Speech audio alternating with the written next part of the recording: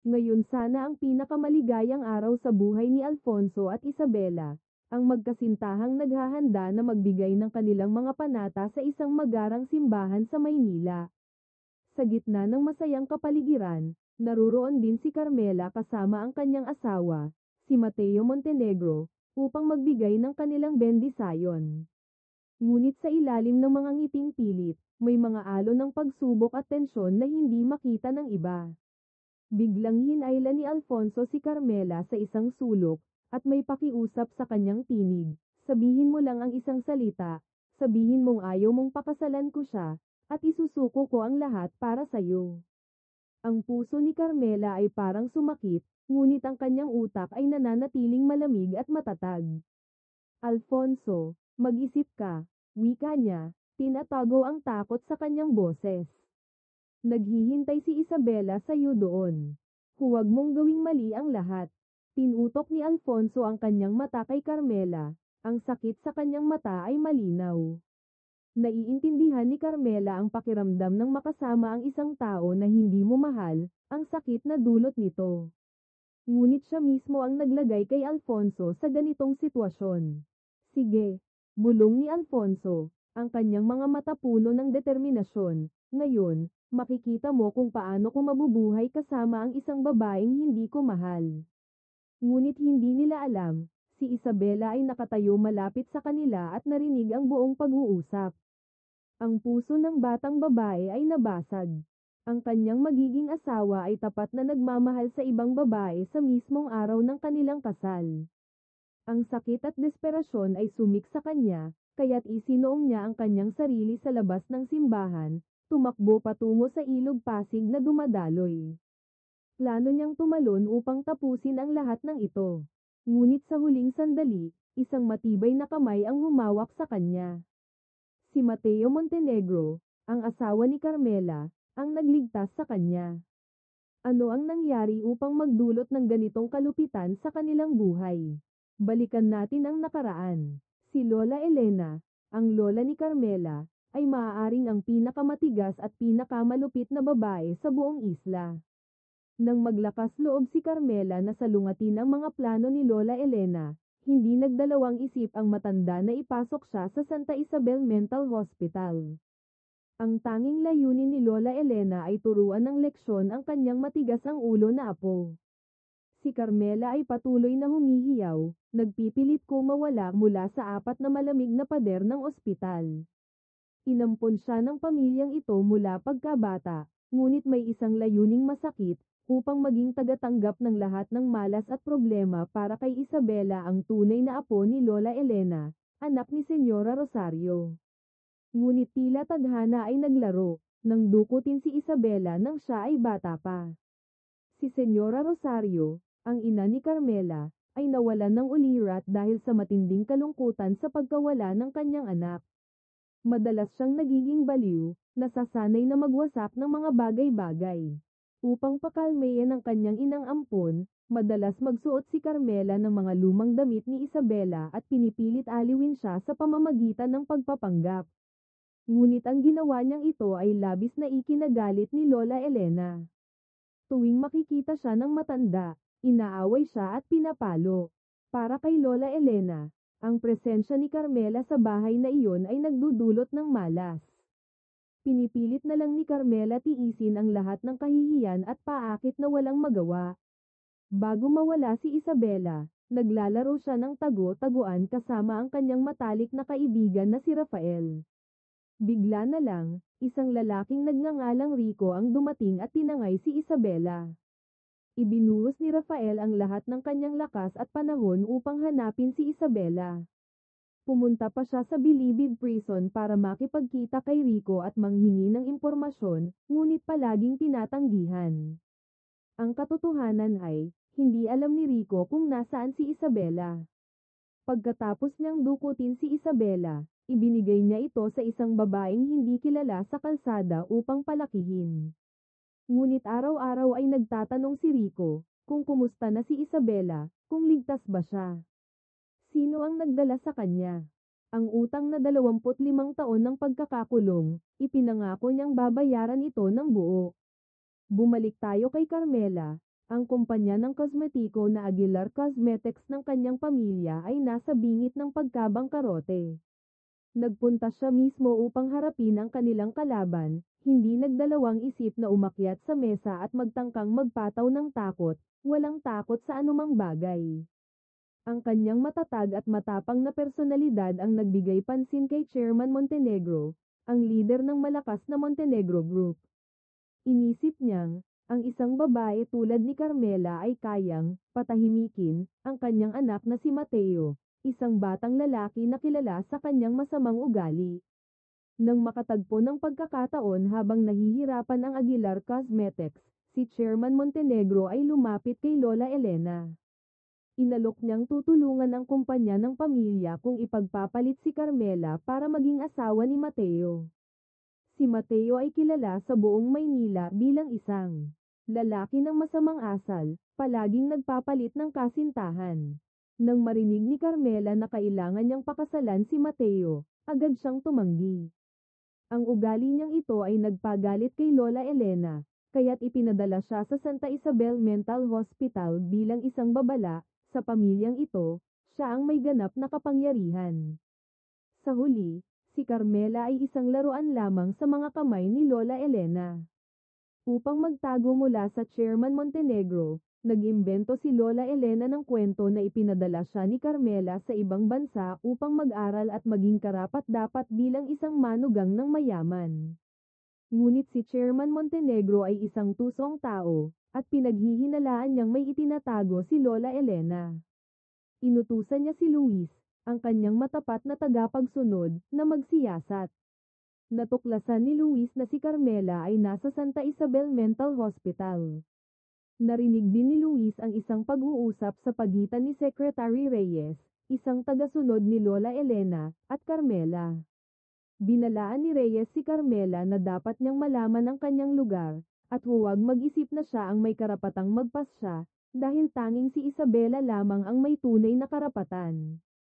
Sa loob ng 25 taon, ano ang natanggap mong kapalit sa lahat ng inalay mong sakripisyo sa pamilya iyon? Ang mga salitang ito ay tumusok sa puso ni Carmela. Bumagsak siya sa sahig, ramdam ang pagkatalo at kawalan ng pag-asa. Para kay Lola Elena, siya ay palaging isang bagay na walang halaga. Nasa labas si Luis, narinig lahat ng nangyari. Na-realize niya ang sakit na dinaranas ni Carmela. Upang makatakas mula sa impyernong ito, si Carmela ay nagpasya na magpakumbaba, lumuhad at humingi ng tawad kay Lola Elena, at tinanggap ang kasal kay Mateo Montenegro. Kaagad namang nagbigay ng tulong ang Montenegro Group sa Aguilar Cosmetics. Sa isang hapunan ng dalawang pamilya, si Chairman Montenegro ay nagbiro, parang hindi kamukha ni Carmela ang mga magulang niya. Ano? Baka maganda sigurong magpa-DNA test bago mag-usap tungkol sa kasal. Ang mga salitang ito ay nagpasik ng takot sa buong pamilya ni Lola Elena. Naalala ni Carmela ang mga nangyari noon, kung paano siya ginamit ni Lola Elena upang mapagtanggap siya bilang isang ampon. Hindi niya akalain na ang mga pagkilos niyang iyon ay magdadala sa kanya sa ganitong impyerno. Si Lola Elena ay nanlumo at nagtatangkang magpaliwanag, ngunit si Chairman Montenegro ay tumawa at sinabing biro lamang iyon. Agad na nakahinga ng maluwag si Lola Elena. Pagkatapos ng hapunan, sinabi ni Carmela kay Mateo na sana maayos nila ang kasal sa loob ng 1 linggo. Si Mateo ay walang pakialam, ipinadala si Luis upang pumili ng damit na pangkasal. Hindi na nag-abala si Carmela. Matapos pumili ng damit pangkasal, pumunta siya sa isang bar at uminom ng labis upang magpakalasing. Pakiramdam niya, wala nang dahilan upang magpatuloy ang buhay. Tumalon siya sa railing ng Quezon Bridge, naghahandang tumalon sa malamig na tubig. Sa huling sandali, si Luis ay mabilis na sumugod at hinawakan ang kanyang braso. Alam ko kung anong hirap ang haharapin ko pagkatapos ng kasal, pero bakit ko pa rin gusto kang iligtas? Tumawa si Carmela ng mapait. Kung ganon, tingnan mo kung paano ko ipagpapatuloy ang buhay ko. Pagbalik ni Luis sa bahay, ang kanyang kasintahan na si Isabela ay masayang ipinakita ang bagong suit na binili para sa kanya. Inaasahan nilang magkasal na rin sila. Kinabukasan, si Senyora Rosario at Carmela ay nagpunta upang mamili ng kasal.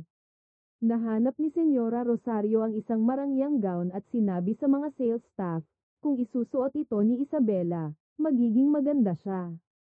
Sigurado akong magiging napakaganda ng anak ko. Naguguluhan si Carmela.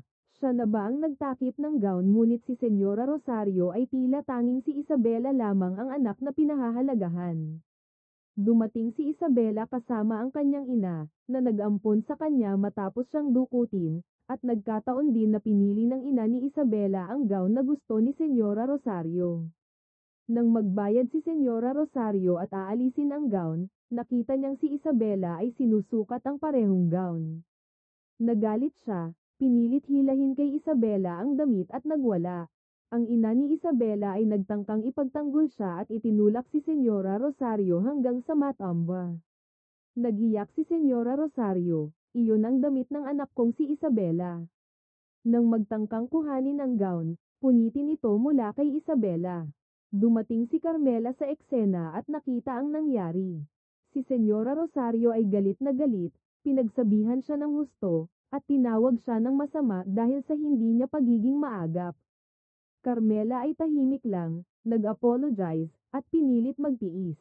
Habang ito'y nangyayari, si Rafael ay patuloy na naghahanap kay Isabela. Nalaman niyang si Rico ay palabas na mula sa bilangguan, kaya't nagmamadali siyang hanapin siya at tanungin. Ngunit malamig na sinagot siya ni Rico na matapos niyang dukutin si Isabela, ibinigay ito sa isang babaeng hindi niya matandaan. Hindi naniwala si Rafael, ngunit si Rico ay itinulak siya palayo at sinabihan. Nahuwag ng gambling pa siya.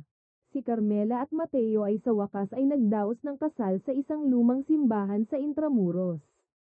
Si Lola Elena ay tahimik na pinagmamasdan si Carmela habang papasok ito sa simbahan, iniisip na sa wakas ay matatanggal na ang kometang ito. Ngunit hindi basta-basta papayag si Carmela. Huwag mong isipin na tapos na ang lahat basta ibenta mo ako, ang sabi niya sa sarili. Babalik ako. Ang lola ay hindi nag-atubiling ibenta ang kanyang apo para buhayin ang negosyo, at ipinagkalb siya kay Mateo, isang batang lalaki na kilala sa pagiging maligaya at walang pakialam. Ngunit si Carmela ay nangangako na ibabalik niya ang lahat ng nawala sa kanya. Katatapos lang ng kasal, at bigla na lamang nawala si Mateo, ang ikakasal na lalaki. Si Luis ang naghatid kay Carmela patungo sa kanilang bridal suite sa isang marangyang hotel sa Manila. Pagkatapos ng mga gawain, napansin ni Luis na nawawala na ang spy device na inilagay niya sa sasakyan. Naalala niyang marahil ay nakita ni Carmela ito nang bigla niyang pinigilan ang sasakyan. Kaya't si Luis ay sumunod sa kanya at pinasok ang kwarto ni Carmela at nagsimulang maghalongkat ng bag niya. Ngunit, inaasahan na ito ni Carmela, kaya't tinambangan siya at ipinakita ang spy device. Ngayon, alam ko na ang tunay mong mukha, sabi ni Carmela. Si Luis, na nagpakitang tapat sa pamilya Montenegro, ay may mga lihim na layunin. Nais niyang gamitin ang kwento ng buhay ni Carmela upang manghimasok, ngunit hindi siya tinatablan ng takot. Kinuha ni Carmela ang kanyang telepono at nagplano na magsumbong kay Pangulong Montenegro tungkol sa illegal na pakikinig. Nagkakaroon ng isang matinding pag-aaway, at ang kwarto ay naging magulo. Sa pagkakataong ito, dumating si Mateo. Nang makita niyang magulo ang sitwasyon, agad siyang naging alerto. Habang tinitingnan ni Mateo ang mga kurtina, mabilis na kumilos si Carmela at binigyan si Luis ng pagkakataon upang makatakas. Kinabukasan, bumisita ang mag-asawa sa bahay ng pamilya Mateo. Ang Pangulo ng Montenegro ay nagbigay ng mga palatandaan na inaasahan nilang magkakaroon ng anak na lalaki at binigyan si Carmela ng isang maliit na gintong estatwa ng kalabaw bilang regalo, at pinaalalahanan siyang mag-aral magluto. Sa kabila ng hindi komportableng pakiramdam ni Carmela, ipinakita niyang magalang at sumusunod. Nang matapos ang kanyang alok, tinanong siya ni Pangulong Montenegro, ngayon na may asawa ka na, sana'y tigilan mo na ang pagiging matigas ang ulo. Sa isang ibang pangyayari, Pinakiusapan si Isabela na maghatid ng mga produkto sa isang mayamang ginang. Hindi niya alam na ang taong makikita niya ay si Senyora Rosario, ang babaeng nagwasak ng kanyang kasal na gown ilang araw lamang ang nakalipas. Kasabay nito, si Lola Elena ay nagpapakonsulta sa isang manghuhula upang malaman kung kailan babalik si Isabela. Ang manghuhula ay nagsabi, malapit na siyang bumalik. Dumating si Isabela sa bahay Aguilar, ang tahanan ni Lola Elena at Senyora Rosario. Walang tao sa bahay kaya't sinubukan niyang maglakad-lakad at magmasid. Isang pakiramdam ng pamilyaridad ang bumalat sa kanya, at hindi niya namalayang papunta siya sa isang kwarto na iba ang itsura at may halong kalumaan. Nais niyang buksan ang pinto, ngunit biglang lumabas si Senyora Rosario mula sa likod at tinanong siya ng matalim, paano mo nalaman ang kwarto na ito? Ang kwarto ay dati ay kwarto ni Isabela noong bata siya, ngunit tinakpan ito ng mga kurtina upang hindi magdulot ng sakit sa puso ni Senyora Rosario. Walang sino man sa mga bisita ang nakakaalam ng kwarto. Nagulat si Isabela at mabilis na nagsabi na hindi niya sinasadya. Si Senyora Rosario, na muling nagpakita ng galit, ay handang sumugod at saktan siya. Ang tagapag-alaga, si Reyes, ay mabilis na niyakap si Senyora Rosario at binigyan si Isabela ng pagkakataon na umalis. Pag-uwi ni Lola Elena, pinapalayas ang mga gamit ni Carmela at sinunog ang mga larawan niya. Sabi ni Lola Elena, ang mga bagay na ito ay magiging sagabal sa pagbabalik ni Isabela, kaya kailangan ito linisin. Habang nagbibisita si Carmela sa bahay ng kanyang mga magulang, si Mateo ay nagkaroon ng interes na makita ang kwarto ni Carmela. Nang makita niyang wala itong laman, siya'y nagulat. Inisip ni Carmela na baka magtaka siya, kaya't nagbigay siya ng paliwanag na nilinis lamang ni Lola Elena ang kwarto upang hindi ito maging magulo. Ngunit sa kabila ng paliwanag, si Mateo ay naging mas mausisa. Pagkatapos umalis ni Mateo, tinanong ni Carmela si Lola Elena. Hindi na ito nagtakip, inamin niyang sinunog na lahat ng gamit ni Carmela at ipinagdiwang na hindi siya magiging tunay na bahagi ng pamilya. Inutusan siya na huwag nang bumalik kung ayaw niyang mabunyag na siya ay ampun lamang. Pagkatapos niyang magsalita, pinagtawanan pa siya, ang lahat ng mga bagay na tinatamasa mo ngayon ay dahil sa biyaya ng aking tunay na apo. Tinutokso ng mga salitang ito ni Lola Elena, at si Carmela ay nawalan ng pag-asa sa tinatawag niyang pamilya. Dumaan si Luis at nakita ang basurahan sa harap ng bahay Aguilar. Lumapit siya, tinanggal ang isang piraso ng litrato na nasunog, at natagpuan ang isang bahagi ng mukha ni Carmela. Habang tinitingnan ito, nag-isip siya ng malalim. Samantala, ang ama-amahan ni Carmela, ang tanging tao na tunay na nagmamalasakit sa kanya, ay patuloy na nakakaramdam ng guilt dahil ipinagpalit niya ang anak para iligtas ang kumpanya. Pinaaliw siya ni Rafael, at sinabing malamang ito ang naging desisyon ni Carmela, at kung hindi, wala naman siyang magagawa. Sinabi rin ni Rafael na ang taong may sala sa pagkidnap kay Isabela ay nakalaya na.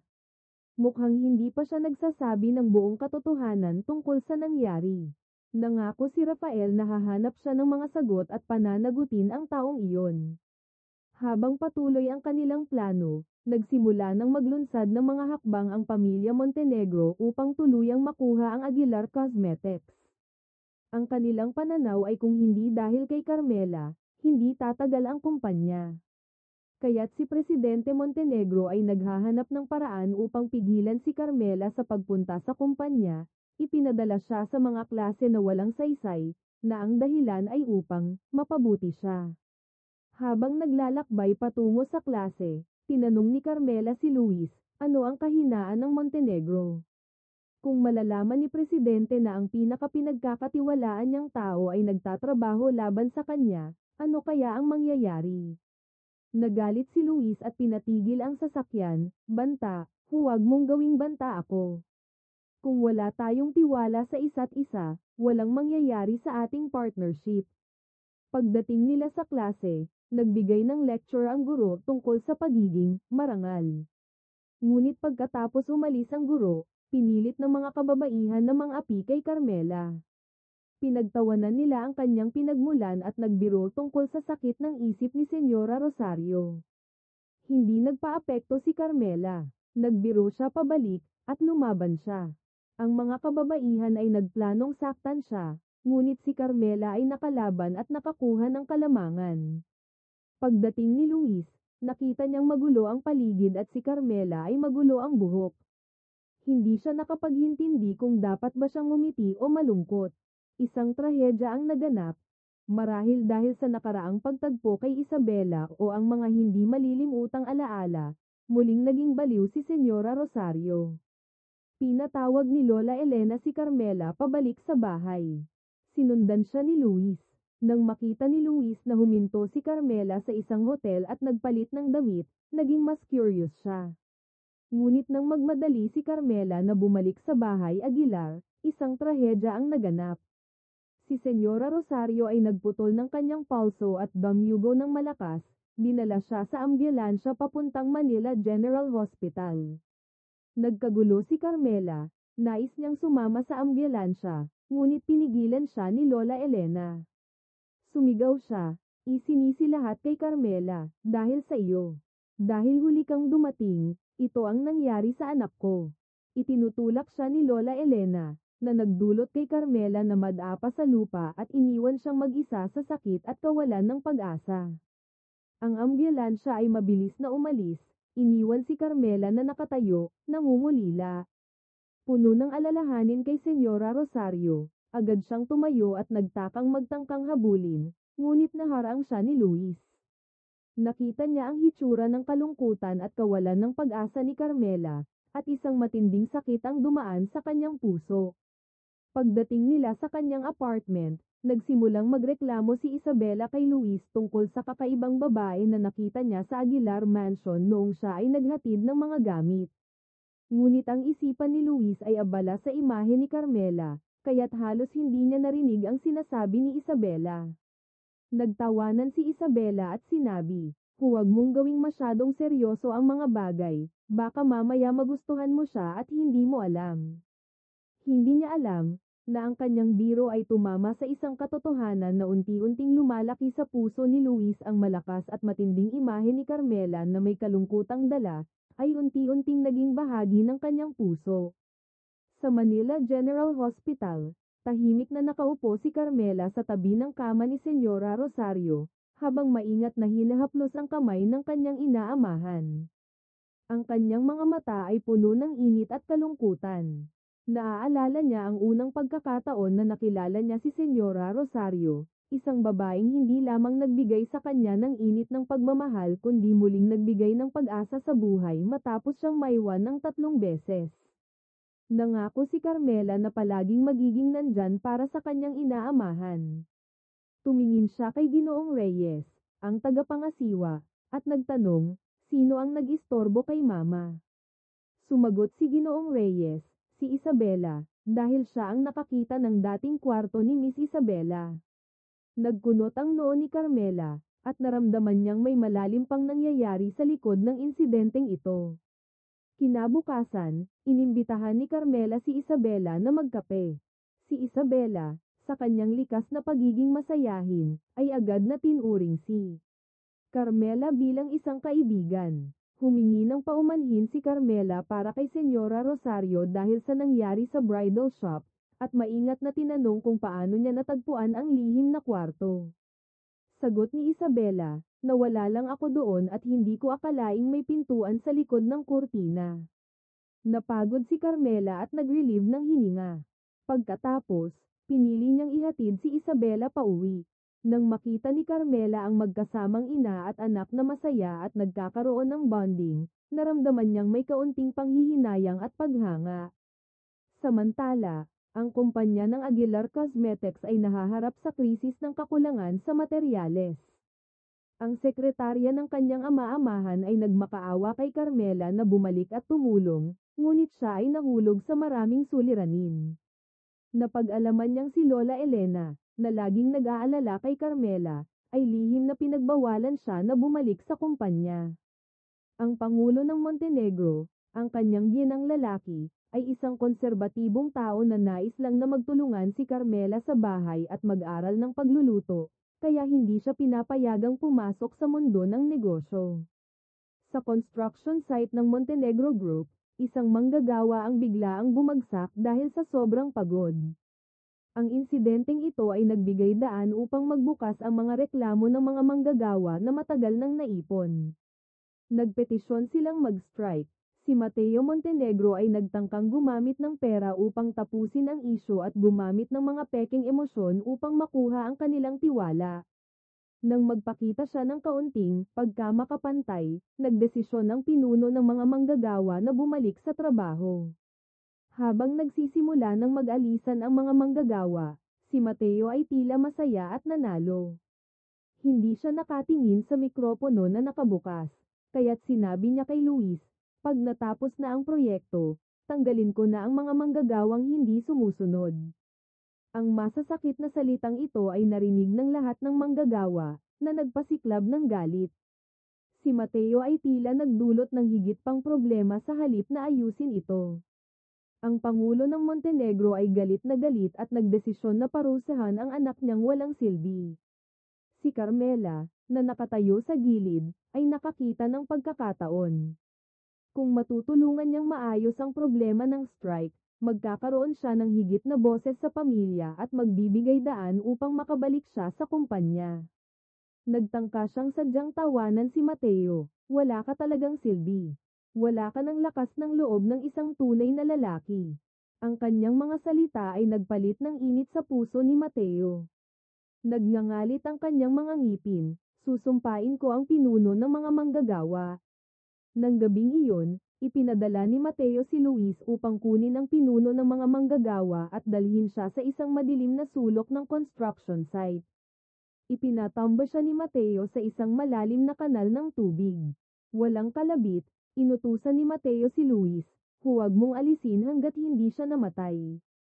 Walang magawa si Luis kundi sumunod at nagmamasid ng may kabigatan ng puso. Habang si Carmela ay natanggap ang isang mensahe, posibleng mula sa isang manggagawa o si Luis mismo, agad siyang nagmadaling pumunta sa lugar ng insidente. Nang walang pag-aalinlangan, pinilit niyang hilahin ang pinuno mula sa tubig at iligtas siya. Si Luis ay nakamasid mula sa malayo, at nakita ang lakas ng loob ni Carmela. Ang kanyang puso ay napuno ng paghanga.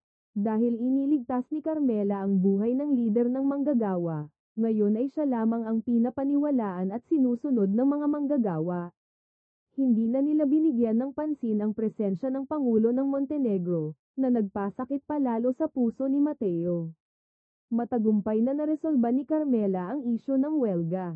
Naglakas loob siya at nagmungkahi sa kanyang biyenang lalaki na payagan siyang bumalik sa kumpanya at magtrabaho muli.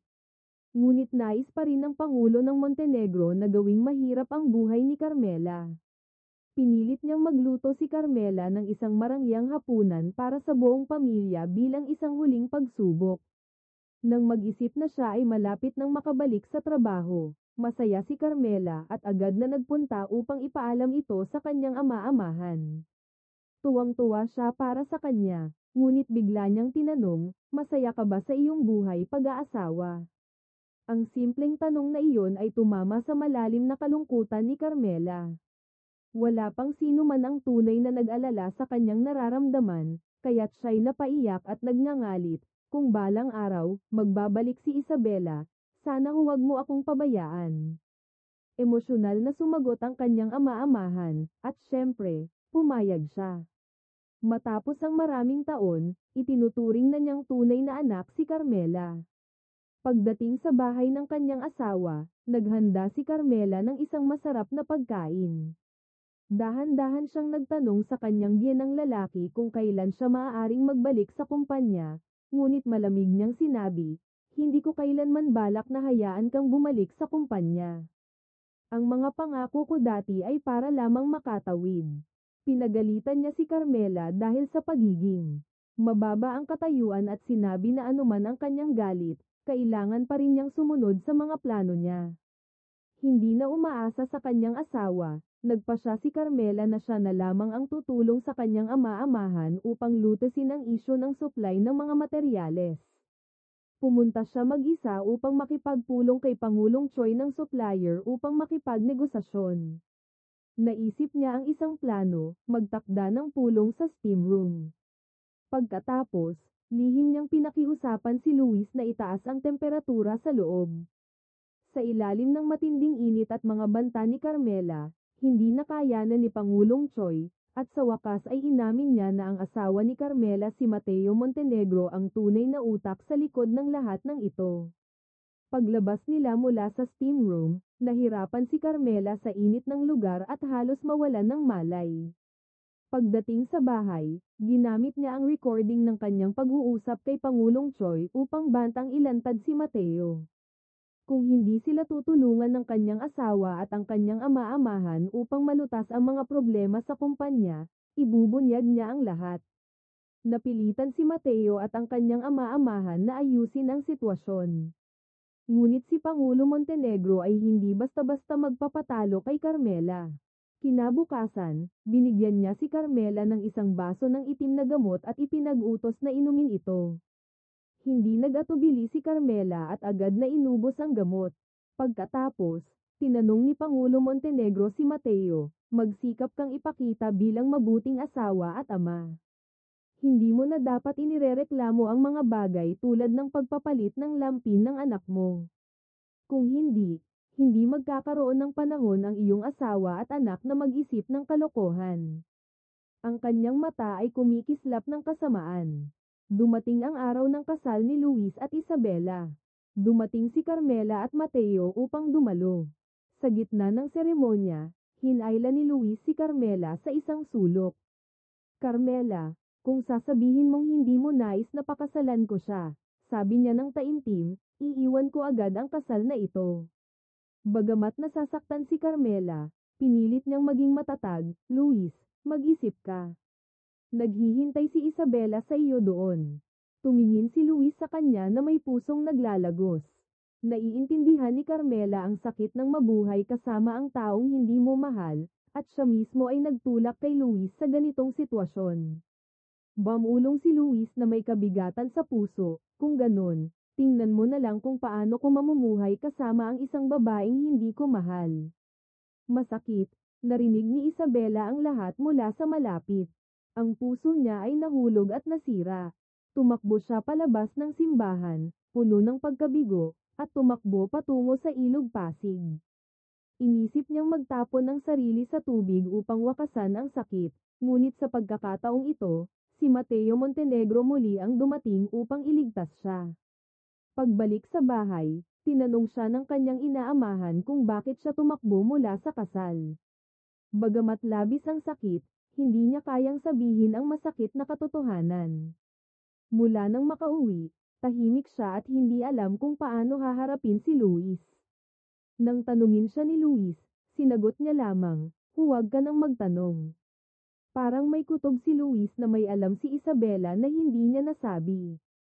Isang araw, dumating si Lola Elena sa Aguilar Cosmetics at narinig niyang ang mga empleyado ay nagsasabi ng magagandang bagay tungkol kay Carmela at magpaplano pa raw sila ng isang party upang tanggapin siyang muli sa kumpanya.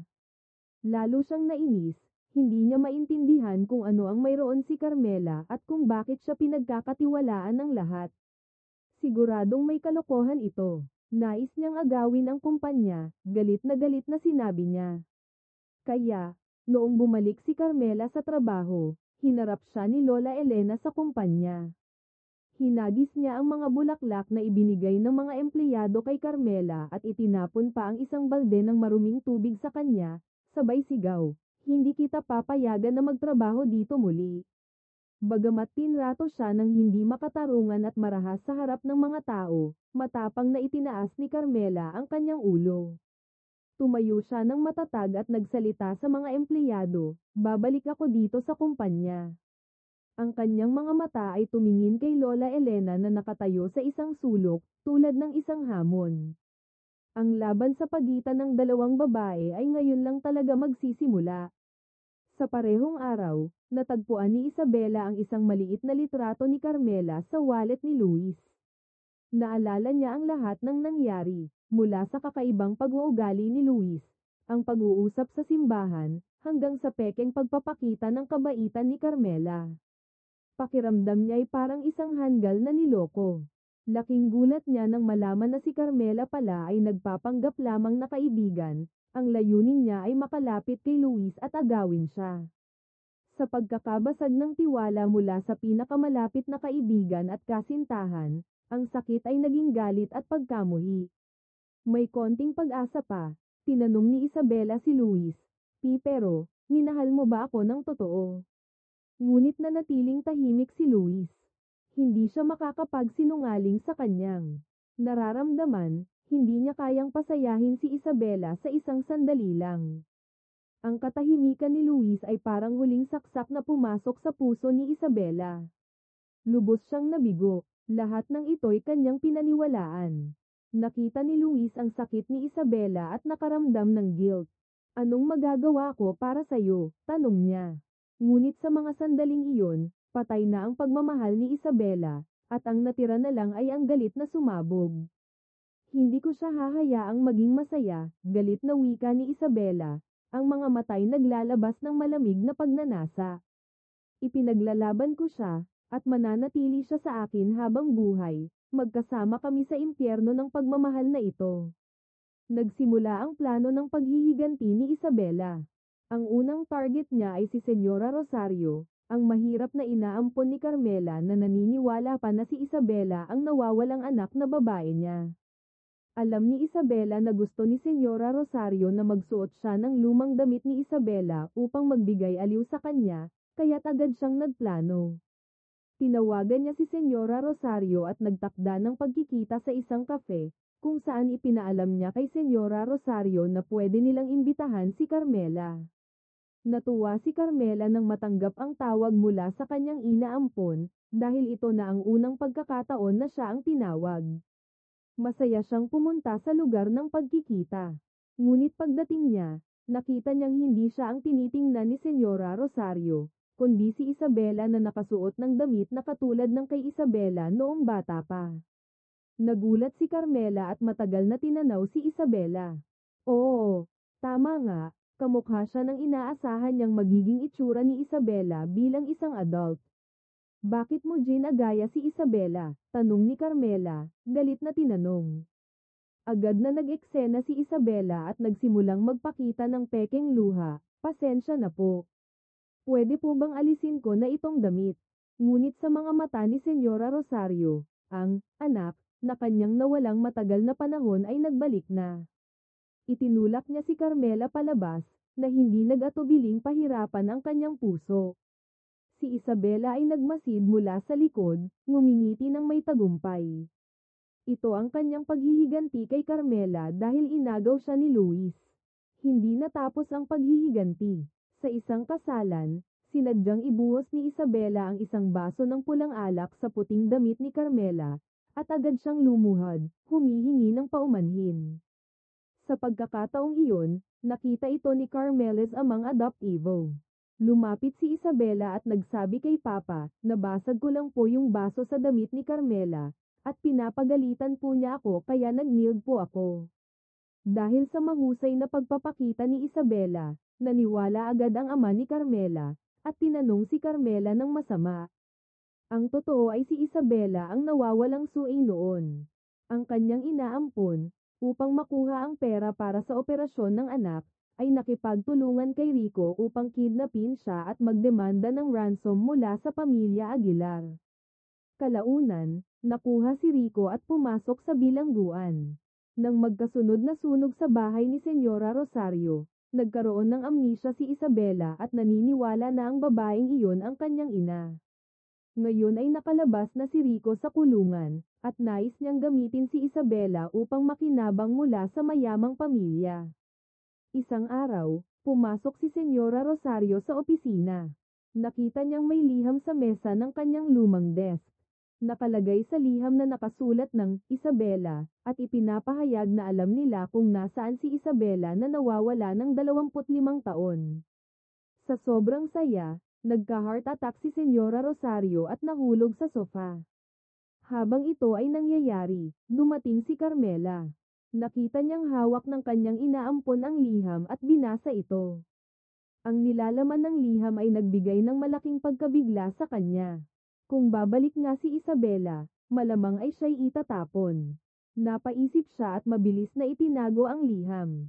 Paggising ni Senyora Rosario, hinahanap niya ang liham, ngunit hindi alam ng asawa ni Carmela ang tungkol dito. Si Lola Elena ay naniniwala na si Isabela ay nahulog ang kalusugan dahil sa labis na pagkasabik na makita si Isabela. Sa gabing iyon, nakaupo si Carmela nang mag-isa sa bahay, binasa muli ang liham. Talagang nag-aalala siya tungkol sa kanyang hinaharap. Nakita siya ni Lola Elena na may sakit, kaya tinawag si Carmela at pinakiusapan siyang mag-makeup at magsuot ng maganda para kay Senyora Rosario, marahil upang pasayahin siya. Naalala ni Carmela ang mga pagkakataong nagkunwari siyang si Isabela upang aliwin ang inaampon, at kung paano siya pinagalitan ni Senyora Rosario. Nang makita niyang umiiyak si Senyora Rosario, nalungkot si Carmela at nangako, "Inay, hahanapin ko si Isabela para sayo." Paglabas mula sa bahay, habang iniisip ang mga kahihiyan na naranasan, ang mga mata ni Carmela ay basang-basa, ngunit pinigilan niyang magpakita ng emosyon at nagpatuloy sa paglakad. Si Lola Elena ay nakatayo mula sa malayo, nakatingin sa kanya nang may magkahalong emosyon. Inisip ni Carmela sa sarili, gusto ko bang talagang hanapin si Isabela? Ngunit anuman ang nais niya, alam niyang wala na siyang ibang pagpipilian. Ang tadhana ng kanilang pagtatagpo. Ayon sa address na nasa liham, pumunta si Carmela sa lugar ng pagkikita. Hindi inaasahan, nabangga siya ng isang lalaki na may suot na baseball cap na natakpan ang mukha. Nagulat si Carmela at agad niyang nakilala ang lalaki si Rico, ang kidnapper ni Isabela noon. Bagamat matanda na siya, nakilala pa rin siya ni Carmela. Laking gulat ni Carmela at natakot siya kaya agad siyang umatras.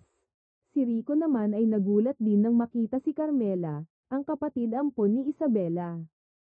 Sinubukan ni Carmela na magpakatatag, kailangan mong magpakita ng pruweba na buhay pa si Isabela. Kung hindi, hindi ko ibibigay ang pera. Nagkasundo silang magbalik 2 araw pagkatapos, dala ang sapat na pera. Sa araw na iyon, ang isang kamay ay magbibigay ng pera, at ang isang kamay ay magbibigay ng tao, wika ni Rico.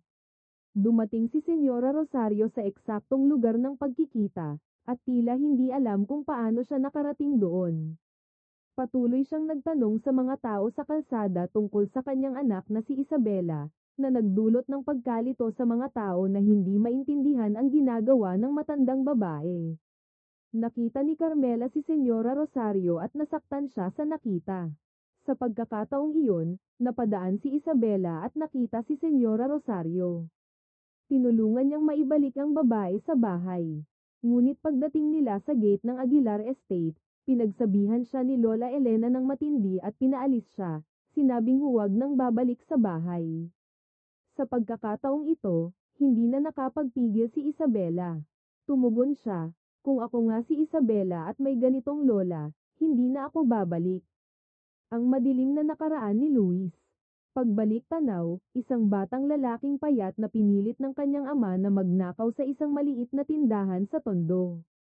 Nahuli ng may-ari ng tindahan at pinagmumulta siya. Ang batang iyon ay si Luis noong bata pa. Ang kanyang ama ay walang iba kundi si Rico. Mula sa pagkabata, palaging nakaranas si Luis ng pananakit at pang-aabuso mula sa kanyang amang malupit. Upang makaligtas sa bangungot na iyon, ilang beses siyang tumakas, ngunit palaging nahuhuli at binibigyan ng matinding parusa. Nang magkaedad siya, sinubukan ni Luis na putulin ang ugnayan sa kanyang amang malupit at kalimutan ang nakaraan. Sa kasalukuyan, upang makuha ang ebidensya para kay Carmela, lihim na kumuha si Rico ng isang hibla ng buhok ni Isabela. Nang dumating ang araw ng pagkikita, pagkatapos ibigay ni Carmela ang pera, hindi na ibinigay ni Rico ang ebidensya. Sa halip, kinuha niya ang bag na may pera at sinubukang tumakas. Sa pagkakataong ito, dumaan si Luis at nakita niyang nagkakaroon ng panganib si Carmela. Agad siyang tumakbo upang tumulong. Ngunit nang makita niya ang mukha ng salarin, natigilan si Luis.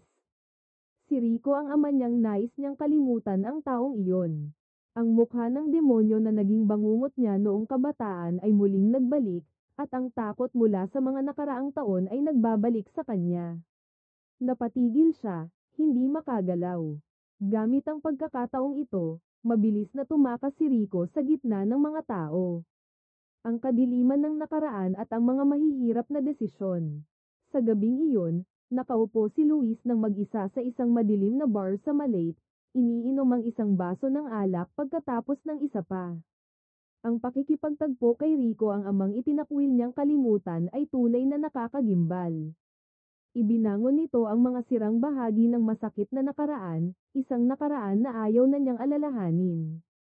Ang kumikislap na mga ilaw ng neon sa labas ng bintana ay para bang sumasalamin sa magulo niyang kalooban. Kinabukasan, sa mansyon ng pamilya Montenegro, inihatid ni Carmela ang ama at anak na si Mateo sa kanilang trabaho. Napansin niyang wala si Luis, ang paboritong driver. Nag-day off si Luis ngayon, anunsyo ng isa sa mga katulong. Hindi napigilan ni Carmela ang kanyang pagkabahala at agad na nagtanong tungkol sa kalagayan ni Luis. Nakita ni Mateo ang pagiging hindi komportable ni Carmela at agad na nagpakita ng inis. Bakit mo siya pinapansin? Tanong niya ng galit, at pagkatapos ay pinagsabihan si Carmela bago umalis na.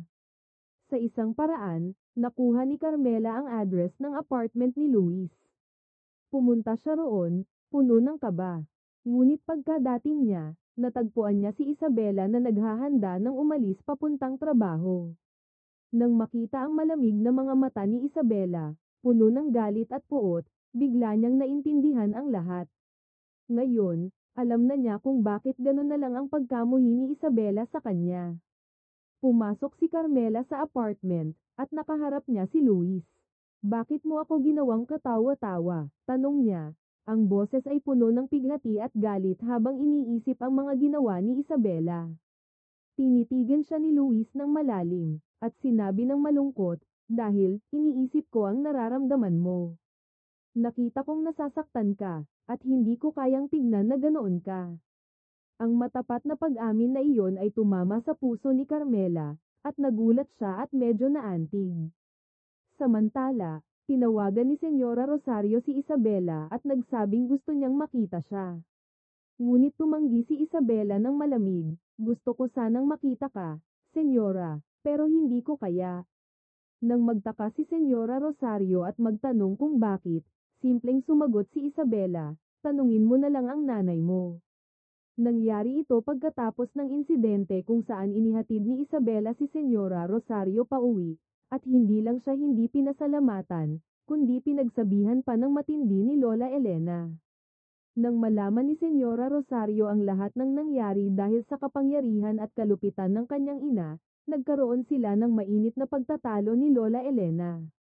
Nagpunta muli si Carmela kay Luis. Ngayong pagkakataon, nagmakaawa siya sa kanya, Luis, tulungan mo akong hanapin si Zoe ang tunay na Isabela, ang tunay na tagapagmana ng Aguilar Cosmetics. Tinitigan siya ni Luis, ang mga mata ay puno ng pagkalito, kung ang tunay na tagapagmana ay babalik, ano ang mangyayari sa'yo? Itatapon ka ba nila? Saglit na nagdalawang isip si Carmela, ngunit tumugon siya ng matatag, naniniwala akong hindi ako pababayaan ng mga magulang ko. Naniniwala akong may lugar pa ako sa pamilya. Ang mahinang paniniwalang iyon ang tanging bagay na maaari niyang kapitan sa ngayon. Ibinigay ni Luis kay Carmela ang ilang hibla ng buhok na nakuha niya mula kay Rico. Ito lang ang nakuha ko. Tinanggap ni Carmela ito, at nagduda, may kinalaman ba kayo ng lalaki na si Rico? Nang marinig ni Luis ang pangalan ni Rico, agad na nagbago ang kanyang hitsura at nagiging malamig at malayo. Hindi ko kilala ang ganong klaseng tao, sabi niya ng matigas. Pagdating ni Carmela sa Aguilar, narinig niya ang pag-uusap ni Lola Elena at ng kanilang abogado. Pinaplano nila kung paano, Pagkatapos nilang matagpuan ang tunay na Isabela, aalisin nila ang pekeng bata mula sa bahay. Bumangon ang pusong pagkatalo ni Carmela. Naalala niya ang mga araw ng pagdurusa, ng pangingimi at pang-aabuso mula sa kanyang lola. Naiisip niya, kung ang nasa liham ay si Isabela nga, lahat ng trahedyang ito ay dulot ng kalupitan at pag-aabuso ni Lola Elena. Samantala, habang hindi pa nakakontak ang pamilya Aguilar kay Rico para sa pera, nagpasya siyang pumunta sa kumpanya upang magmasid. Narinig niya ang isang pag-uusap ni Luis sa telepono. Nang marinig ang pamilyar na tinig at makitang pamilyar ang hitsura, napagtanto ni Rico na ang kausap niya ay ang kanyang anak na si Luis, na 25 taon nang tumakas sa kanilang bahay. Isang malupit na ngiti ang sumik sa kanyang labi. Habang dumadaan ang unos, natuklasan ang lihim ni Carmela na siya ay isang ampun bahagi ito ng plano ni na Mateo at ng kanyang ama upang kunin ang Aguilar Cosmetics. Tulad ng inaasahan, dumating si Mateo at ang kanyang ama sa kumpanya, at humingi ng withdrawal ng lahat ng kanilang investments. Kung magaganap iyon, tiyak na malulugi ang Aguilar Cosmetics. Si Luis ay tahimik na nagbigay ng impormasyon kay Carmela tungkol sa plano. Sa gabing iyon, nagdesisyon si Carmela na magtago at pumasok sa lihim na opisina ni na Mateo. Natagpuan niya ang kanyang DNA test at isang bundle ng mga dokumento na naglalaman ng kanilang mga plano upang sakupin ang kumpanya. Natuklasan din niya ang katotohanan tungkol sa dalawang naunang asawa ni Mateo, pareho silang nagmula sa mga negosyo, at ang kanilang mga kumpanya ay nakulimbat ng Montenegro Group pagkatapos ng kanilang kasal.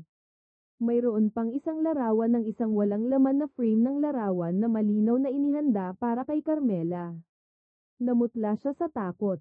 Hindi nagtagal, napilitan ang kanyang ama upang gamitin ang kanyang shares sa kumpanya upang bayaran ang isang napakalaking utang na itinakda ng Montenegro. Sa ganitong paraan, tuluyang napunta ang Aguilar Cosmetics sa kamay ng mga Montenegro. Upang mailigtas ang kumpanya at ang sarili, nagplano si Carmela ng isang counterattack. Sa pamamagitan ni Luis, nalaman niya na si Mateo ay hindi lamang kinuha ang mga pera ng kumpanya, kundi ipinadala pa ito kay Sofia para itago. Nang nagpunta si Mateo kay Sofia upang kunin ang pera, hindi ito basta-basta tinanggap ni Sofia. Kung ibibigay ko ang lahat ng pera sa iyo ngayon, anong matitira sa akin? Tanong niya na may matalim na ngiti. Pagkatapos, binanggit niya ang mga lihim ni Mateo upang ipagbigay alam kay Mateo. Nagngit-ngit si Mateo, ngunit wala siyang magawa, kaya nagmarcha siya ng galit palabas ng bahay. Pagdating sa bahay, inilabas ni Mateo ang galit sa mukha ni Carmela at tinawag siya ng pekeng. Ngunit hindi nagpakita ng takot si Carmela. Lalo lang itong nagpalala ng galit ni Mateo. Pinagtulungan siya at itinulak siya sa kama. Sabay sigaw ng banta, kung ayaw mong itapon ka sa labas ng bahay na ito, magkaanak ka ng isang lalaki. Ngunit hindi na siya ang Carmela noon. Laban siya ng malakas, nang kagatin ang kamay ni Mateo at tinulungan siya. Tumayo siya at nagbigay ng matalim na tingin, mula ngayon, huwag mong gawing biro ang katawan ko. Kinabukasan ng umaga, habang nakaupo si Carmela sa lamesa at naghahanda ng agahan, bigla siyang pinagsabihan ng presidente ng Montenegro. Pinagmumukha siya nitong pekeng tao, at hindi karapat-dapat na kumain kasama ang pamilya ng mga Montenegro. Pinipilit ni Carmela na tiisin ang mga pang-iinsulto at pagtrato sa kanya na parang isang katulong lamang sa bahay. Upang pigilan ang ama at anak na si Mateo mula sa tuluyang pag-withdraw ng kanilang puhunan sa Aguilar Cosmetics, bago magtagumpay ang plano ni Carmela, pumunta si Lola Elena sa tanggapan ng Montenegro upang mag-sorry sa presidente. Walang kaluhuan niyang ipinasa lahat ng kasalanan kay Carmela. Sinasabing si Carmela ang nagkunwaring apo upang makapasok sa pamilyang Montenegro. Talaga namang matalino si Lola Elena, mabilis niyang naituwid ang lahat ng pagkakamali niya. Habang nasasaksihan ni Carmela ang kasinungalingan ni Lola Elena, hindi na niya kayang tiisin. Humarap siya sa matandang babae at matapang na sinabi, noong araw, tinaboy mo ako gamit ang asin, Ngunit darating ang araw na ikaw ang maglalatag ng mga bulaklak upang tanggapin akong muli. Nagpunta si Carmela kay Sofia, ang kabit ni Mateo na nag-iingat ng pera ng binata. Inilapag niya ang isang walang laman na frame ng larawan sa mesa at malamig na tinanong, "Sa tingin mo, sino ang susunod na ilalagay dito?" Ang lihim ng Montenegro ay kami lang ang nakakaalam. Kaya malapit na ang oras na ang isa sa atin ang papalitan dito. Sa wakas, napagtanto ni Sofia ang panganib ng sitwasyon. Nagdesisyon siyang makipagtulungan at ibigay ang lahat ng ebidensya ng katiwalian ni Mateo kay Carmela. Dinala ni Carmela ang mga ebidensya sa ama at anak na si Mateo. Ipinakita niya ang mga dokumento ng malaking halaga ng pera na ninakaw ng anak, at tinakot niya silang ibalik ang lahat ng bahagi ng Aguilar Cosmetics sa kanyang amang ampon. Hindi lang iyon, pinapirma pa niya si Mateo ng diborsyo agad-agad. Sa wakas, nakamtan ni Carmela ang kalayaan. Umalis siya sa mansyon ng mga Montenegro, at naramdaman niyang magaan ang kanyang pakiramdam at puno ng pag-asa sa isang bagong simula kasama si Luis. Matapos umalis si Carmela, nag-iisa si Mateo sa isang bakanteng kwarto. Isang kakaibang pakiramdam ng kalungkutan ang umalalay sa kanya. Ang matapang na babae, puno ng yabang ngunit nasaktan, ay pumasok na pala sa kanyang puso nang hindi niya namamalayan. Sa mansyon ng Aguilar, abala si Lola Elena sa pagtutok sa pagpapabalik ng mga gamit ni Carmela sa kanyang kwarto. Dahan-dahan lang, mahalaga sa kanya ang mga gamit na ito, paalala niya. Kamakailan lamang, tinanggal niya ang sariling apo upang iligtas ang kumpanya, ngunit ngayon na ibalik na ni Carmela ang mga bahagi ng kumpanya, mabilis na nagbago ang kanyang attitude at ikinalugod ang pagbabalik nito.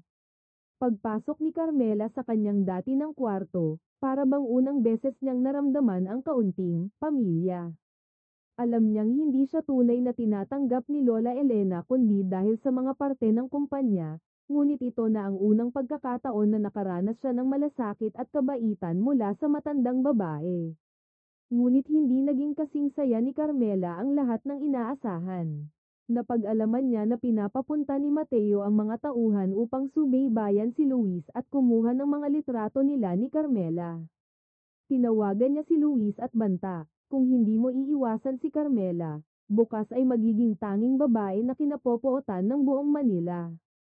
Hindi maintindihan ni Luis, bakit hindi ka pa rin makapagpatawad sa kanya. Ngumisi si Mateo ng mapait, "Gusto ko lang si Carmela, hindi ang kumpanya niya." Samantala, sa mga pista ng mga bakas at lihim na investigasyon, sa wakas ay natuklasan ni Carmela ang nakakagulat na katotohanan. Si Isabela pala ay si Zoe, ang totoong apo na kinidnap mula kay Lola Elena. Natatakot na baka ang tunay na pagkakakilanlan ni Isabela ay ma-expose ng maaga at magdulot ng mga problema, at maaaring upang maprotektahan ang kanyang posisyon, mabilis na nagplano si Carmela. Ginamit niya ang dahilan na ang kumpanya ay nagpadala ng isang mahusay na empleyado para mag-aral sa ibang bansa, at pinili si Isabela upang ilabas ito mula sa Pilipinas ng ilang panahon. Nagpunta ang sekretarya ni Carmela sa bahay ni Isabela at ipinaabot sa kanyang ina na pinili ng kumpanya si Isabela para mag-aral sa ibang bansa. Masaya ang ina at pinayuhan siya na samantalahin ang pagkakataong ito. Palagi siyang nakaramdam ng kalungkutan dahil sa hirap ng pamilya na hindi siya nakapag-aral ng maayos. Nag-atubili si Isabela ngunit nang makita ang pagka-persistent ng kanyang ina, pumayag na rin siya. Kinabukasan, nagpunta si Isabela upang magpaalam kay Senyora Rosario. Kahit na tinuturing niya pa rin si Isabela bilang kanyang tunay na anak na nawala, masaya siyang tinanggap ito, at hindi nais na maging dahilan ng pagkaantala ng kinabukasan ng dalaga. Sa araw ng pag-alis ni Isabela patungong airport, ang kanyang ina ay masaya at ipinakita ang kaligayahan, ngunit nang maglaho ang sasakyan, lumabas siya sa isang sulok ng airport, tinitingnan ng kotse at umiyak. Kahit na si Isabela ay anak lamang na kanyang pinulot, ayon sa kanyang kaalaman, sa loob ng 25 taon, itinuring niyang tunay na anak si Isabela. Nagtakbuhan din ang mga batang kapatid ni Isabela upang magpaalam sa kanya. Ngunit nagtatago si Rico sa isang sulok ng airport. Nang malaman niyang aalis si Isabela, mabilis siyang dumaan upang harangan siya sa harap ng security check. Huwag kang umalis, sigaw niya. Hindi ganito ang katotohanan. Ipinahayag niya ang nakakagulat na katotohanan, 25 taon na ang nakalipas, ikaw ay isang batang 8 taong gulang pa lamang. Ako ang kumuha sa'yo, ngunit may kasama akong kasabwat. Ang taong iyon ay ang babaeng tinawag mong ina sa loob ng maraming taon. Napaluhod si Isabela. Ang ina na kanyang minamahal at iginagalang ay siya pa palang kasabwat sa kanyang pagkidnap. Ang katotohanan ito ay masyadong malupit at mahirap tanggapin. Nagdesisyon siyang kanselahin ang kanyang biyahe at manatili sa Pilipinas upang tuklasin ang buong katotohanan. Dito na nagsimula ang tunay na laban sa pagitan ng dalawang anak na babae, ang tunay at ang pekeng. Bumalik si Isabela sa mansyon ng Aguilar. Tumayo siya sa harap ni Senyora Rosario at nagsimulang kumanta ng isang awit na madalas kantahin sa kanya ng kanyang tunay na ina noong bata pa siya. Agad itong nakilala ni Senyora Rosario at niyakap si Isabela, na may luha ng kaligayahan. Sa wakas, matapos ang 25 taon, bumalik na ang kanyang tunay na anak. Dahil sa labis na emosyon, biglang bumagsak si Senyora Rosario sa lupa. Nakita ito ni Carmela at mabilis na tumakbo upang tulungan si Senyora Rosario, ngunit tinitigan siya ni Isabela ng galit at itinaboy ang kamay niya. Lumayo ka, sabi ni Isabela. Pagkatapos, dinala niya si Senyora Rosario pabalik sa bahay, iniwan si Carmela na nakatayo na parang nawawala at mag-isa sa labas.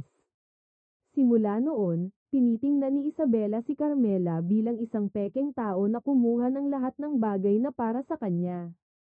Inanunsyo niya, ngayon, ako na ang tunay na Isabela Aguilar. Si Senyora Rosario, natutuwa dahil natagpuan na ang kanyang anak, ay nag-imbita kay Isabela na mamili ng bagong damit. Ipinilit pa ni Isabela na isama si Carmela upang ipahiya siya. Sa buong pamimili, si Carmela ay parang hindi kasali.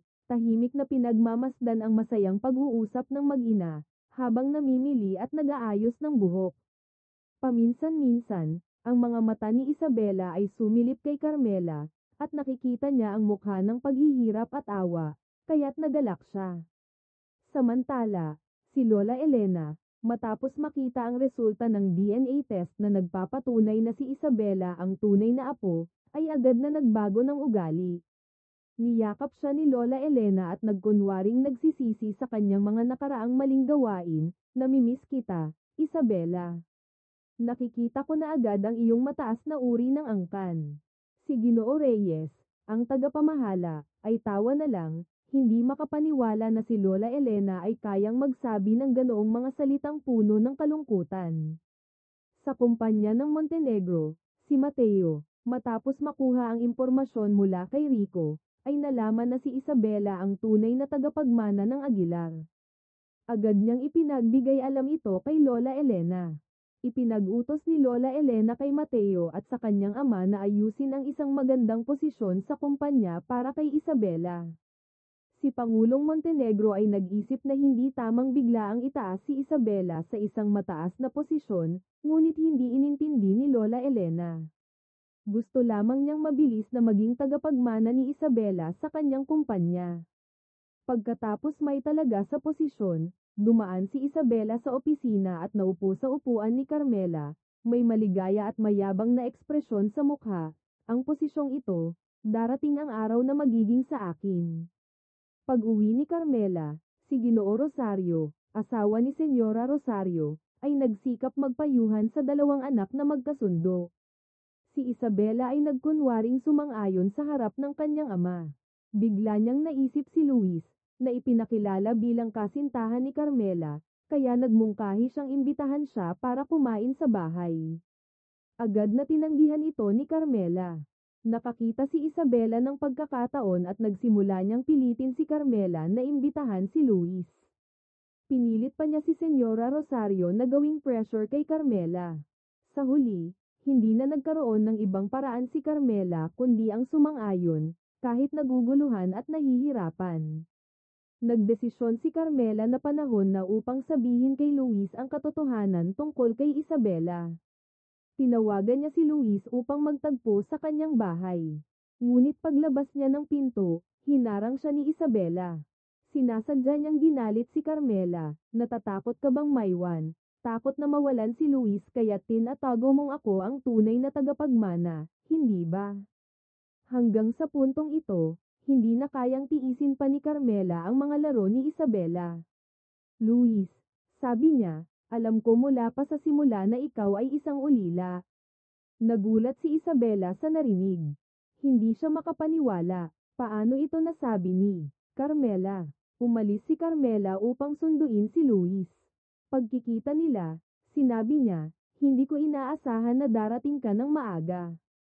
Sinubukan niyang magbigay ng isang ngiti.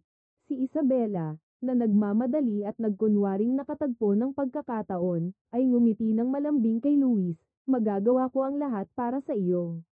Yamakap si Carmela kay Luis, naramdaman niyang payapa at ligtas habang andyan siya. Ngunit sa huli, hindi pa rin niya kayang aminin ang tungkol kay Isabela. Si Lola Elena ay patuloy na gustong palayasin si Carmela, ngunit pinigilan siya ni Ginoo Reyes, na nagsabing hindi tamang gawin iyon dahil hawak ni Carmela ang karamihang bahagi ng kumpanya at may tiwala mula sa mga empleyado. Hindi madaling tanggalin siya. Tumanggi si Lola Elena, hindi ko siya patagilid na aalisin. Sa isang lugar, si Carmela ay nakaluhod sa harap ni Mateo, humihiling na patawarin siya ni Mateo upang mailigtas si Luis. Maaaring ginagamit ni Mateo ang kanyang kapangyarihan upang magdulot ng hirap kay Luis. Isang taong palaging mayabang si Carmela, ngunit ngayon, para sa taong mahal niya, kailangan niyang ibaba ang kanyang sarili.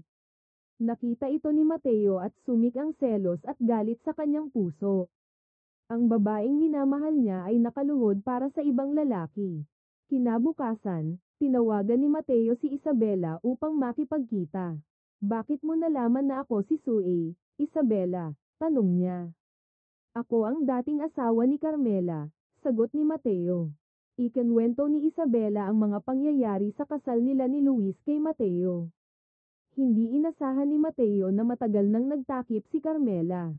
Ang galit niya kay Luis ay lalong tumindi. Magkasama nilang pinili na magtulungan upang maghiganti kay Carmela at Luis. Dinala ni Isabela ang isang pahayagan na naglalaman ng mga chismis at mga larawan ng madilim na koneksyon ni Carmela at Luis kay Lola Elena.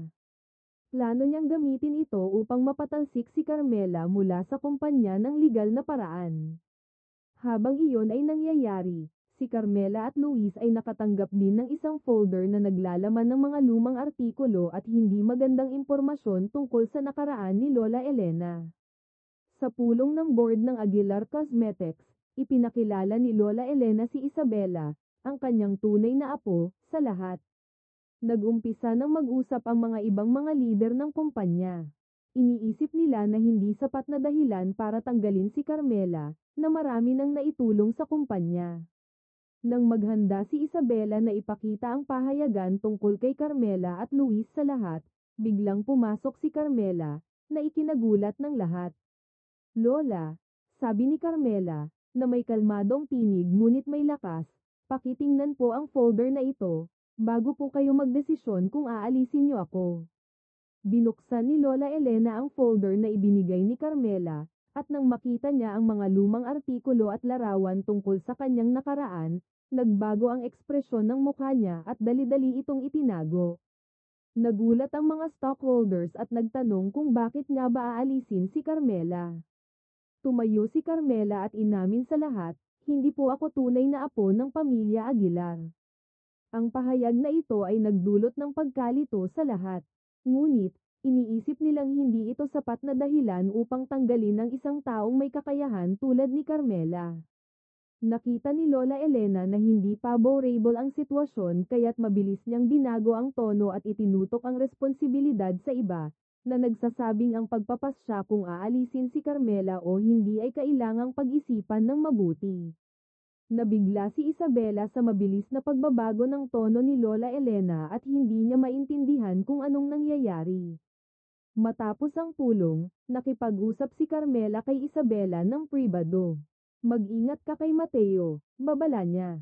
Ginagamit ka lang niya para maaga ang kumpanya. Ngunit hindi pinansin ni Isabela ang babala. Parang isang batang nawalan ng laruan, sumigaw siya ng galit, lahat ng ginagawa ko ay dahil sa iyo. Ikaw ang kumuha ng lahat sa akin. Upang maghayganti at saktan si Carmela, nagpa siya si Isabela na ipahayag ang tunay niyang pagkakakilanlan kay Luis. Nais niyang makita ang reaksyon ni Luis nang malaman niyang ang babaeng malapit na niyang pakasalan ay ang tunay na tagapagmana na kanyang tinutulungan hanapin. Ang katotohanan ay lumantad at ang mga sugat ay lalalim. Tinutok ni Isabela ang mata kay Luis at may kasamang puot at pang-aasar. Nakikita mo ba?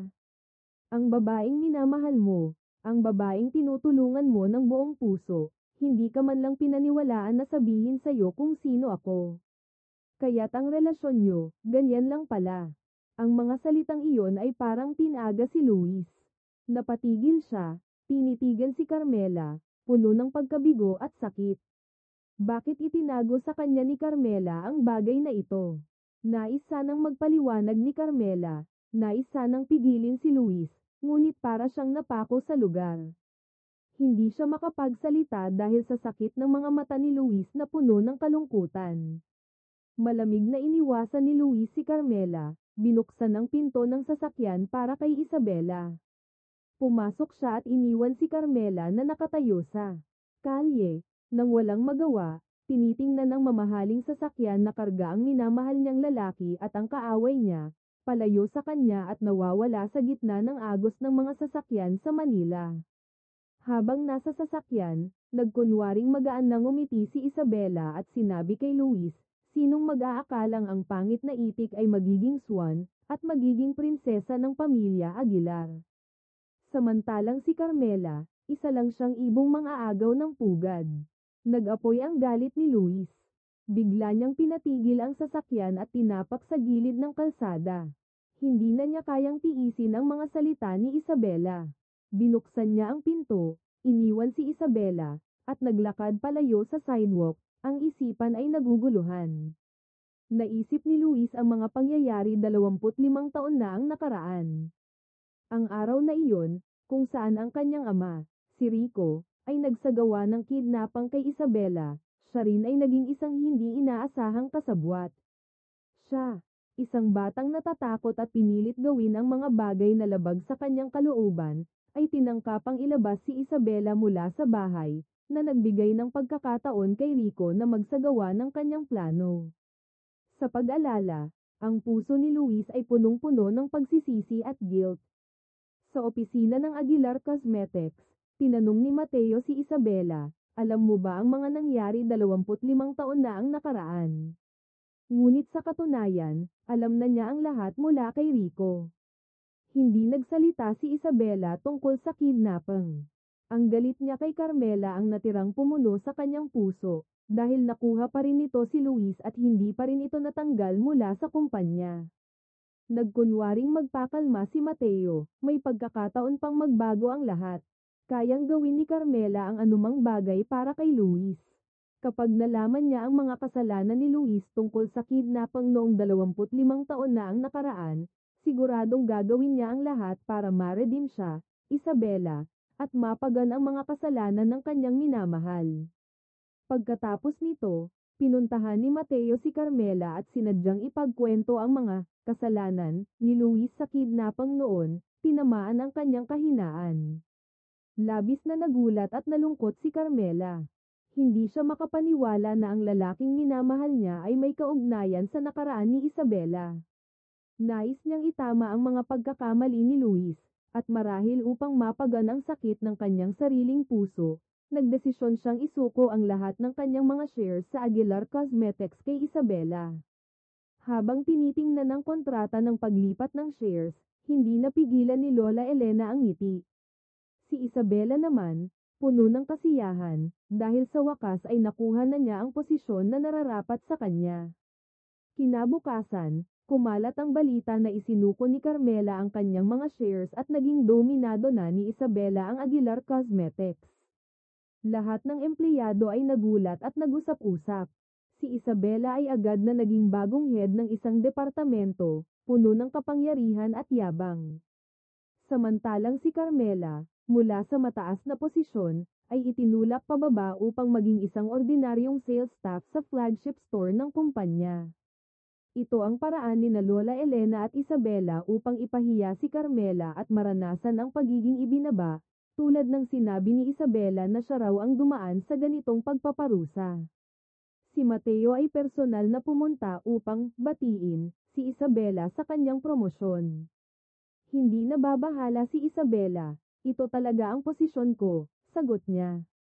Napansin ni Mateo na hawak ni Isabela ang isang stack ng mga order forms, pinirmahan ang mga ito nang hindi binabasa. Pinayuhan siya ni Mateo na huwag magmadali, ngunit matigas na sumagot si Isabela, kung kaya ni Carmela, kaya ko rin, at mas magaling pa. Si Mateo ay hindi na lang umiling sa kawalan ng kaalaman at yabang ni Isabela. Sa gabing iyon, sa Aguilar Estate, masayang inanunsyo ni Lola Elena sa pamilya ang tungkol sa pagpapakumbaba ni Carmela at ang pagbabalik ni Isabela sa posisyon. Ngayon, sa wakas, magbabalik loob ang pamilya natin, masayang aniya. Ngunit hindi nila napansin ang malamig at galit na ekspresyon ni Butler Reyes sa likod. Sa opisina, tiningnan ni Don Miguel, ama-amahan ni Carmela, ang mga order forms na pinirmahan ni Isabela. Napansin niyang nag-order si Isabela ng malaking halaga ng mga raw materials na may maikling expiration date.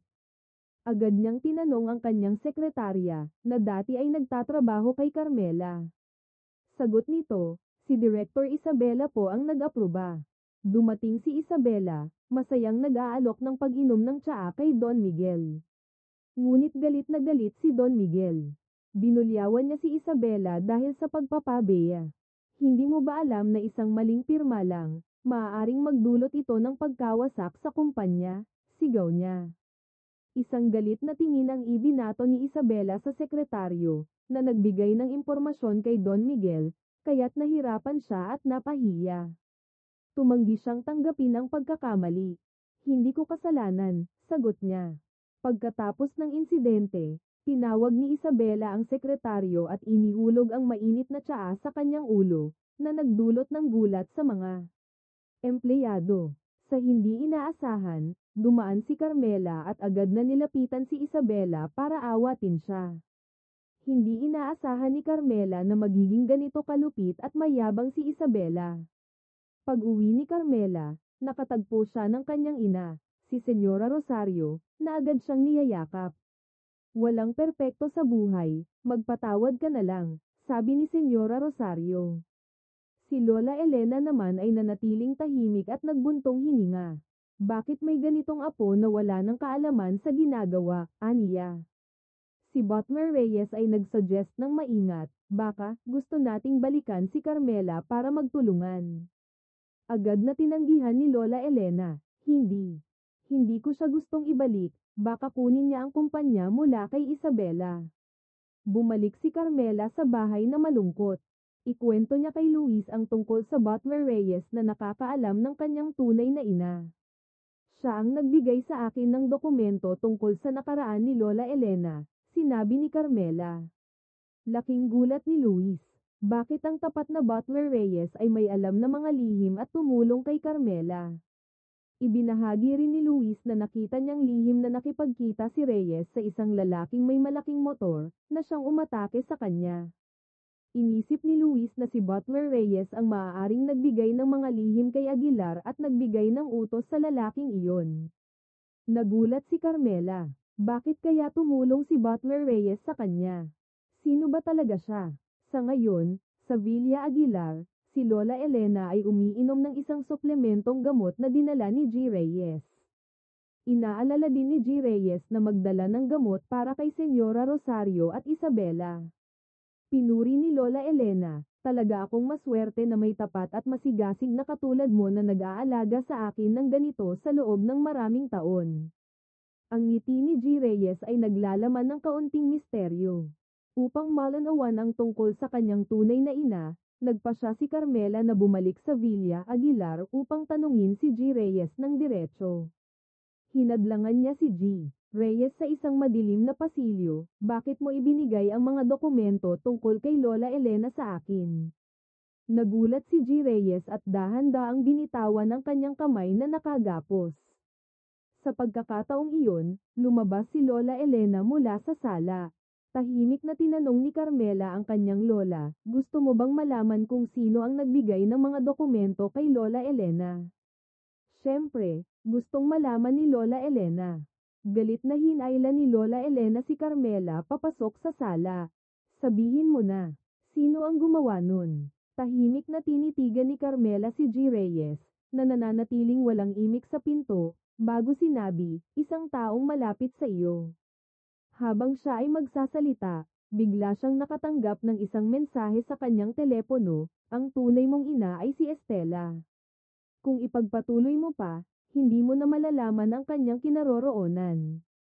Napalunok si Carmela. Kailangan niyang pigilin ang sasabihin, kaya nagpaalam siya kay Lola Elena at nagtakbong umalis. Si G. Reyes ay mabilis na sumunod kay Carmela palabas ng bakuran. Ano ba ang plano mo? Tanong niya, isang tanong na puno ng pagmamadali. Hagulgol si Carmela at hinawakan ang kamay ni G. Reyes. Pakisabi sa akin kung nasaan si mama ko, si Estela. Malupit na tinanggal ni G. Reyes ang kamay ni Carmela, gusto ng Estela na makita kang maging tunay na tagapangasiwa ng Aguilar Cosmetics. Iyon ang pinakamahalaga niyang hangarin. Alam mo ba kung saan siya naroroon? Tanong ni Carmela, ang mata ay puno ng pakiusap. Hindi sumagot si G. Reyes at nagbigay ng babala, kung magtangkang makipag-usap ka pa kay Lola Elena at takutin ako, huwag mong asahan na makikita mo pa ang anumang impormasyon.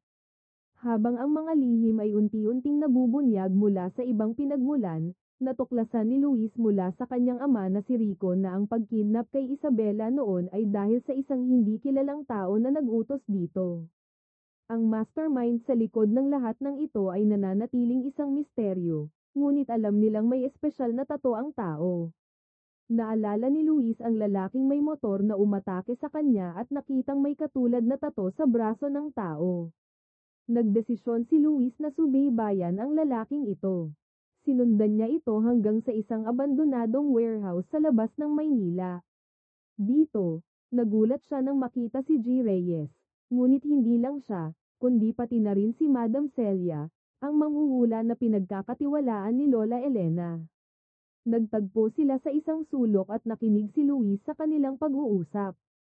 Pinayuhan ni G. Reyes si Madam Celia, sabihin mo kay Lola Elena na tanging si Carmela lamang ang makakapagpabuhay muli sa Aguilar Cosmetics. Nag-aalala si Madam Celia, palagi akong sinusundan ni Rico, parang alipin. Kailangan ba natin magbigay ng pera para patahimikin siya? Baka magtaksil siya at sabihin na ikaw ang nasa likod ng lahat. Tumawa si G. Reyes ng malamig, si Rico ay walang katapusang kasakiman. Hindi siya matitinag ng pera.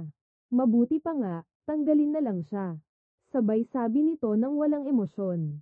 Nag-usisa pa si Madam Celia, kailan mo balak ipaalam kay Carmela ang tunay mong pagkakakilanlan? Huminga ng malalim si G. Reyes, at may hinagpis sa boses, wala akong karapatang maging ina ng batang iyon. Nakatagilid si Luis at nanatiling tahimik habang naririnig ang lahat ng ito. Si G. Reyes ay ang tunay na ina ni Carmela. Siya ba ang nagpasimula ng lahat ng ito?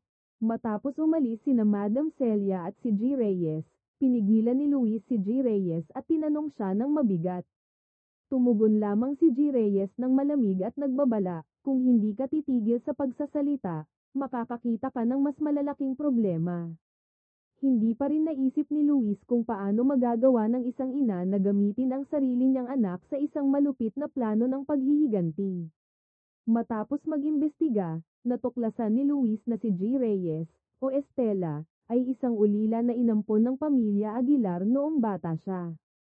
Lalo nitong pinapalala ang mga katanungan sa kanyang isipan. Samantala, si Senyora Rosario ay nahulog sa isang malubhang kalagayan matapos uminom ng sobrang dami ng suplemento na sa katunayan ay mga sedative na pinalitan ng gamot na nakakasama sa katawan, na dinala ni G. Reyes, kaya't dinala siya sa ospital. Pumunta si Carmela upang makita ang kanyang inaampon sa ospital at kitang-kita ang kanyang nakahigang katawan, mapatla at mahina. Lalo siyang nagduda. Simula nang bumalik si Isabela, nagkaroon ng pagkabagsak sa kalusugan ni Senyora Rosario, ngunit ang kanyang pagkakaospital ng bigla ay isang hindi inaasahang pangyayari. Laking gulat niya nang matuklasan na si G. Reyes ang palihim na pinalitan ang gamot na pampakalma ng gamot na nagpapabago ng isipan at nagiging sanhi ng pagkasira ng kalusugan ni Senyora Rosario. Habang si Isabela ay patuloy na pinapalakas ni Mateo, siya ay muling binigyan ng kontrata na mukhang mabuti ngunit may mga nakatagong mga kondisyon na magdudulot ng pagkalugi sa Aguilar Cosmetics. Si Isabela, na patuloy na walang kaalaman at mayabang, ay hindi nagbasa ng maigi at pinirmahan ang kontrata. Nang malaman ng kontrata na ito, tinawag si Isabela ng kanyang amang tahanan at binigyan ng matinding sermong. Patuloy na nagalit si Isabela, binasa ko ng mabuti. Wala namang problema kaya ko pinirmahan. Hindi na nakapagpigil si Don Miguel, at sinabi niya sa kanya, kayo ba ay miyembro ng pamilya Montenegro? Kayo ba ay ipinadala dito upang sirain ang ari-arian ng pamilya Aguilar? Dito napagtanto ni Isabela ang laki ng kanyang pagkakamali, at siya ay natakot na hindi makapagsalita. Nagdesisyon si Luis na makipagkita kay Madam Celia upang magtanong tungkol sa buong kwento ng mga lihim ni G. Reyes. Sa takot o dahil sa natirang konsensya, ipinahayag ni Madam Celia ang buong katotohanan kay Luis. Noong mga nakaraang taon, si Reyes, ang tunay niyang pangalan ay Estela, ay katulad ni Carmela, inampon ni Lola Elena upang maging isang panangga sa malas, na magtanggap ng lahat ng kasawian para sa kanyang tunay na anak na si Senyora Rosario. Nang matuklasan ni Estela ang brutal na katotohanan, tumakas siya, ngunit sa kasamaang palad, nakaranas siya ng isang malubhang aksidente sa kalsada. Ang salarin sa aksidente at si Lola Elena, na aksidenteng nandoon, ay walang awa na iniwan siya upang mamatay. Si Madam Celia na nagkataong dumadaan ay nakita siya at nailigtas si Estela. Pagkatapos, nanganak si Estela at ipinanganak si Carmela. Dahil sa galit kay Lola Elena at sa pamilya Aguilar, nagsimula siyang magplano ng matagal na paghihiganti. Nagulat si Luis nang marinig ang kwento. Hindi siya makapaniwala na kayang magpakasama ni Lola Elena. Habang tinitingnan niya si Carmela na patuloy na naghahanap ng kanyang tunay na ina nang hindi alam ang nakakatakot na katotohanan, nagdesisyon siyang isiwalat lahat ng ito sa kanya. Nalaman ni Carmela ang buong katotohanan at nagpunta upang harapin si Mrs. Reyes ang kanyang tunay na ina na palaging naroroon ngunit ginamit siya. Habang humuhagulhol, sinabi ni Carmela, hindi ka kailanman magiging ina ko. Nang marinig ni Mrs. Reyes ang mga salitang ito, nawalan siya ng pag-iisip. Ang sakit ng pagtanggi ng kanyang anak at ang obsesyon sa paghihiganti ay nagdulot sa kanya ng pagkabaliw. Inisip niyang si Luis ay isang hadlang para kay Carmela upang maging tanging tagapagmana at pigilan ang kanyang mga plano. Kaya pinakuha niya ang isang lalaki na nagmamaneho ng motorsiklo upang patumbahin si Luis at dukutin siya. Gusto niyang gamitin si Luis upang puwersahin si Carmela na sumunod sa kanyang mga plano. Ngunit sawa na si Carmela sa pagiging isang marioneta, hindi na siya nais makinig sa sinuman, kahit na sa kanyang sariling ina. Sa totoo lang, inihanda na ni Luis ang lahat ng mga posibleng panganib kaya't lihim niyang inilagay ang isang tracking device sa motorsiklo ng misteryosong lalaki. Inutusan din niya si Carmela na kung may mangyari sa kanya, tawagan si Paulo, ang kanyang matalik na kaibigan. Agad na tumawag si Carmela kay Paulo para humingi ng tulong. Nakita ni Paulo ang signal ng GPS at mabilis na nagsama ng mga tao upang subaybayan ang lokasyon.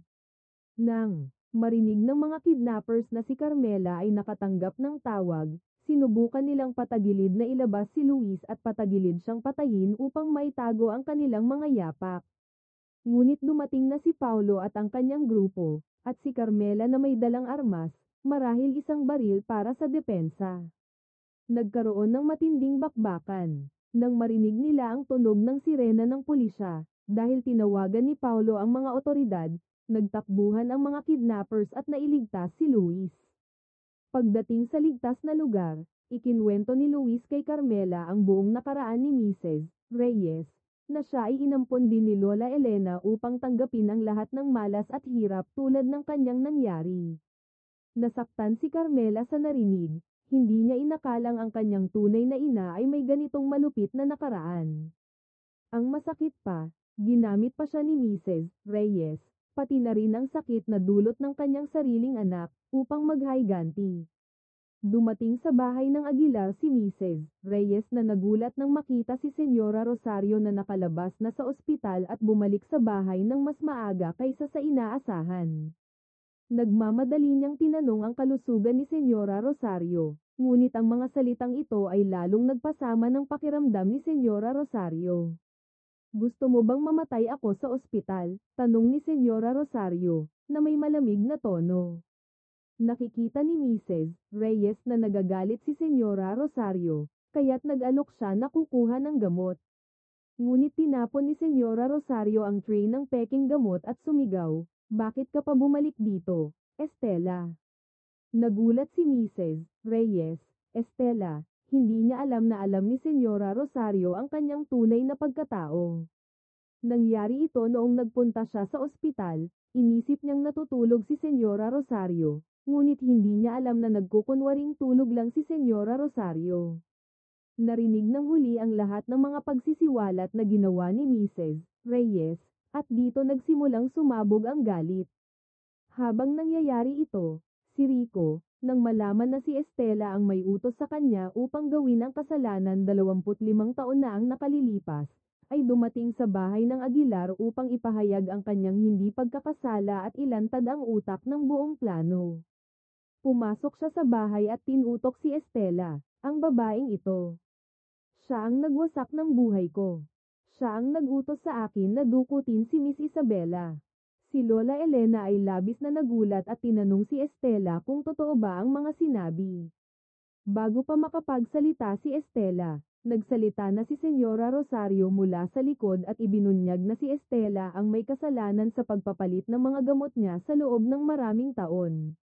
Nang makita ni Estela na ganap ng nabisto ang lahat ng lihim, nagsimula siyang maghanap ng paraan upang makatakbo. Si Lola Elena, matapos malaman ang lahat ng nakakatakot na katotohanan tungkol sa kanyang pinakatapat na katiwala, ay hindi nakayanan ang matinding shock at muntik nang mawalan ng malay. Dumating si Carmela sa mansyon ng Aguilar sa oras na iyon. Nakita niyang nagmamadaling tumatakbo palabas si Estela, kaya't pinigilan siya. "Kung mayroon ka pang laman ng puso, balikan mo at aminin ang mga pagkakamali mo," nagmamakaawa si Carmela. Ngunit ganap nang nawalan ng katinoan si Estela. Itinulak niya si Carmela at nagsisigaw ng galit, "Ang gusto ko lang ay ang dugo ni Estela, ikaw, na maging tanging tagapagmana ng Aguilar Cosmetics." Nakatingin si Carmela sa nananabik na anyo ng kanyang tunay na ina at, puno ng desperasyon, sinabi, "Ano ang silbi ng lahat ng ito? Hindi ba't magiging katulad ka lang ni Lola Elena?" Hinawakan ni Estela ang kwelyo ni Carmela, ang mga mata niya'y puno ng galit, "Ito na ang huling pagkakataon na magkikita tayo." Pagkatapos nito, itinulak niya si Carmela pabagsak at tumakbo palayo sa dilim ng gabi. Si Lola Elena, na mismo'y ipinagkanulo ng pinakamataas niyang tiwala, at ang kumpanya ay malapit ng magsara, ay puno ng pagsisisi at takot. Pinuntahan niya si Madam Celia at nagdalamhati tungkol sa kanyang kalagayan at ang pag-abandona sa kanya. Tumugon si Madam Celia ng malamig, "Hindi pa huli ang lahat upang ibalik si Carmela." Sumigaw si Lola Elena, "Kahit mag-collapse ang mundo, hindi ko hihilingin na bumalik siya." Ngunit sumagot si Madam Celia ng galit, "Lahat ng ito'y kagagawan mo. Kung maghasik ka ng bagyo, maghihintay ka ng unos." Sa bahagi ni Isabela, pagkatapos ng isang matinding pagtatalo kay kanyang amang ampon tungkol sa kanyang mga kamalian, Galit na nagpunta siya kay Mateo at ipinasa ang lahat ng mga bahagi ng kumpanya na ipinagkaloob ni Carmela sa kanya. Nag-apoy ang galit ni Lola Elena at pinagmumura si Isabela, "Gusto mo bang muling magkabiyak ang pamilya natin?" Ngunit kalmado lamang na tumubon si Isabela, "Ako'y hangang-hanga sa aking kabobohan at pagiging walang silbi. Hindi ako karapat-dapat sa mga bagay na ito." Upang mailigtas ang natitirang ari-arian, wala nang magawa si Lola Elena kundi ang personal na magpunta kay Carmela, lumuhad at humingi ng tulong. Ngunit si Carmela, puno ng sugat at pagod, ay diretsahang tinanggihan siya. Ngunit sa kabila ng lahat ng ito, nagdadalawang isip pa rin si Carmela. Tanong ni Luis sa kanya, "Handa ka bang makita na ang kumpanya na matagal mong pinaghirapan ay mapupunta sa kamay ng pamilya Montenegro?" Naguguluhan si Carmela. Galit siya sa pamilya Montenegro, ngunit ayaw niyang tulungan si Lola Elena. Nagbigay ng suhestyon si Luis, maaaring may mga ebidensya na iniwan ang mga unang asawa ni Mateo upang ipakita ang tunay na mukha ng Montenegro Group. Kung makuha natin ito, tiyak na matatalo natin sila. Nais ni Carmela na maghanap ng ebidensya upang ibagsak ang Montenegro, kaya't nagdesisyon siyang muling sumilip sa kanilang mansyon. Ngunit hindi inaasahan, nahuli siya ni Mateo at ikinulong sa parehong lihim na silid kung saan niya natagpuan ang mga plano para sa pagsakop at isang larawan ng kanilang debosyon. "Anong hinahanap mo talaga?" tanong ni Mateo, galit at may halong hinagpis. Sinubukan ni Carmela na magpakatatag. Ngunit nagalit si Mateo at tanong, "Sabihin mo na, Carmela. Minahal mo ba ako? Kahit kaunti lang." Tumingin si Carmela sa kanyang mga mata at kalmadong sumagot, "Ang tanging iniibig ko, mula pa noon, ay si Luis." Nabasag ang puso ni Mateo. "Ang hindi ko makuha," bulong niya habang pinipiga ang mga ngipin, "huwag mong hayaang makuha ito ng ibang tao." At pagkatapos, isinara niya ang lihim na silid mula sa labas, iniwang nakakulong si Carmela sa loob. Upang mailigtas si Carmela, muling kumilos si Luis. Nagkunwari siyang isang gwardya at kasama ang isang pangkat ng mga tao, na inayos ni Paulo, na nagkunwaring mga seguridad at pumasok sa mansyon ng Montenegro. Sinabi ni Luis sa gwardya sa gate na nakita ng mga kamera ang hindi pangkaraniwang galaw sa loob ng bahay, kaya kailangan nilang magsagawa ng inspeksyon. Bagamat galit na galit si Mateo, ayaw niyang magkaproblema kaya't pinayagan niyang magsagawa ng mabilisang inspeksyon. Pagkapasok nila sa bahay, mabilis na natagpuan ni Luis ang lihim na silid at pinalaya si Carmela. Ibinigay niya sa kanya ang uniforme ng gwardya, "Magsuot ka ng mabilis." Habang umaalis ang grupo, tinulungan ni Carmela na magtago sa gitna ng iba. Subalit, si Mateo na may matalim na mata ay agad napansin ang kakaibang nangyayari, hindi nagmatch ang bilang ng mga tao na pumapasok at lumalabas. Balak niyang harangin upang suriin isa-isa ang bawat isa. Ang mga gwardya ay nagmadaling pumihil at nagdulot ng kaguluhan. Samantalang nangyari ito, naghagi si Luis ng isang maliit na smoke bomb, kaya't nagdulot ito ng isang makapal na usok, at mabilis niyang naipasok si Carmela palabas ng mansyon ng ligtas. Ang huling laban upang ipakita ang tunay na mukha ng Montenegro at ibalik ang lahat ay magsisimula na. Pagkatapos na maglaho sina Carmela at Luis mula sa mansyon ng Montenegro, si Mateo ay tumayo ng tahimik sa walang laman na silid na lihim. Nagtataka siya, ano ba ang hinahanap ni Carmela? Ano ang gusto niya? Isang pakiramdam ng hindi pagkakaintindi ang pumasok sa kanyang puso. Pagbalik sa isang ligtas na lugar, inilabas ni Carmela ang isang maliit na cassette tape na kanyang nahanap. Ibinigay ito sa kay Luis at pinakinggan nila ito muli. Ito ay isang recording ng isang pag-uusap noong nakaraan, na nagbunyag na sina Don Miguel at ang kanyang anak na si Mateo ay nagplano ng pagkamatay ng kanilang mga unang asawa upang maaga ang mga ari-arian. Kasabay nito, napansin ng Pangulo ng Montenegro, gamit ang mga kamera sa seguridad, na nakuha ni Carmela ang nakamamatay na tape. Dahil sa pagkakaroon ng walang kalutasan, napilitan ang Pangulo ng Montenegro na pumayag sa mga hinihiling ni Carmela. Ibinigay niya ang buong kontrata para sa paglipat ng mga shares ng Aguilar Cosmetics at ibinalik ang kumpanya sa pamilya Aguilar. Bilang kapalit, ibinalik ni Carmela ang tape, ang tanging baraha na mayroon siya, na ngayon ay walang silbi sa harap ng mga ebidensyang mayroon na si Carmela. Habang pinapanood si Carmela at Luis na magkasamang umalis, malaya at nagwagi, ang puso ni Mateo ay punong-puno ng galit. Nawalan siya ng lahat, ang kumpanya ay papalapit na sa pagkawasak, ang babaeng iniibig at kinaiinisan, pati na rin ang natitirang paggalang na mayroon siya. Samantala, si Isabela ay nakipagkita kay Senyora Reyes, Estela, matapos itong mahuli. Doon niya nalaman ang buong katotohanan mula mismo kay Estela. Matapos maghinagpis, inamin ni Estela ang lahat. Sina Estela at Senyora Rosario ay pinalad na ampunin ni Lola Elena hindi para alagaan, kundi upang magsilbing sakripisyo at pag-ako ng malas sa pamilya. Inilahad ni Estela na siya mismo ang nagplano at nagutos kay Rico na kidnapin si Isabela noong bata pa ito, upang mawala si Isabela at mabigyan ng pagkakataon si Carmela, ang tunay na anak ni Estela, na makuha ang posisyon at magpatuloy sa plano niyang paghihiganti. Hindi rin itinago ni Estela ang katotohanang si Carmela ay ibinenta sa pamilya Montenegro at itinapon sa Santa Isabel Psychiatric Hospital, lahat dahil sa kasakiman at kalupitan ni Lola Elena at ng plano ni Estela. Pagkarinig sa mga salitang ito, napagtanto ni Isabela kung gaano siya kaignorante at mali sa lahat ng nangyari.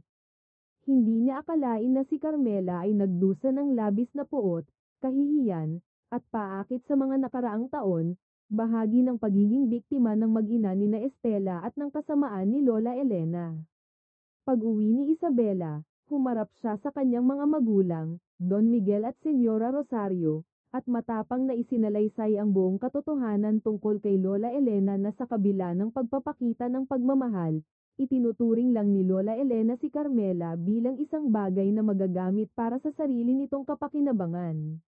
Nagulat at hindi makapaniwala sina Don Miguel at Senyora Rosario sa mga ginawang kasuklam-suklam ni Lola Elena.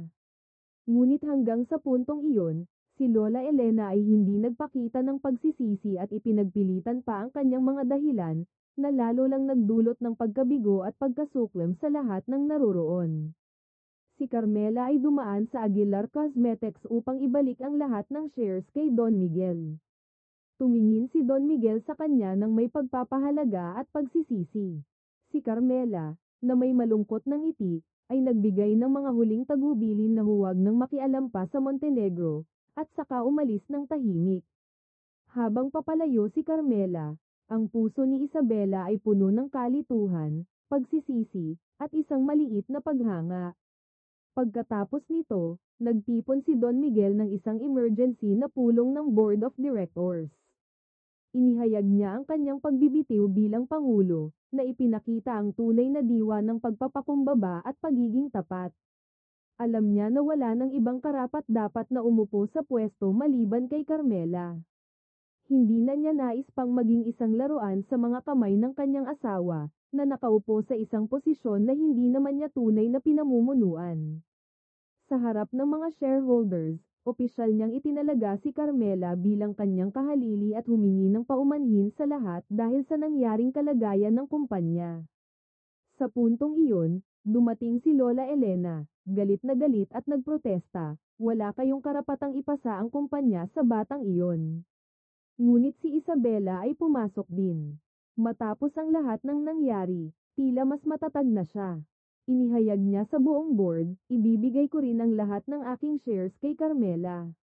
Ang hakbang na ito ay direktang nagbigay kay Carmela ng kontrol sa kumpanya, at siya ang naging pinakamalaking shareholder. Si Carmela ay hindi makapaniwala sa ginagawa ni Isabela. Tumingin siya kay Isabela na may pasasalamat sa mata. Ngunit si Isabela ay simpleng nagbuntong hininga, nagpapakita ng hindi alintana, "Nakikita ko lang na sobrang hirap ng pamamahala sa kumpanya, kaya't ibinibigay ko na lang kay Carmela." Bagamat tinatago ito, malinaw na ang desisyon ni Isabela ay isang hakbang ng pagsisisi at pagsuporta kay Carmela.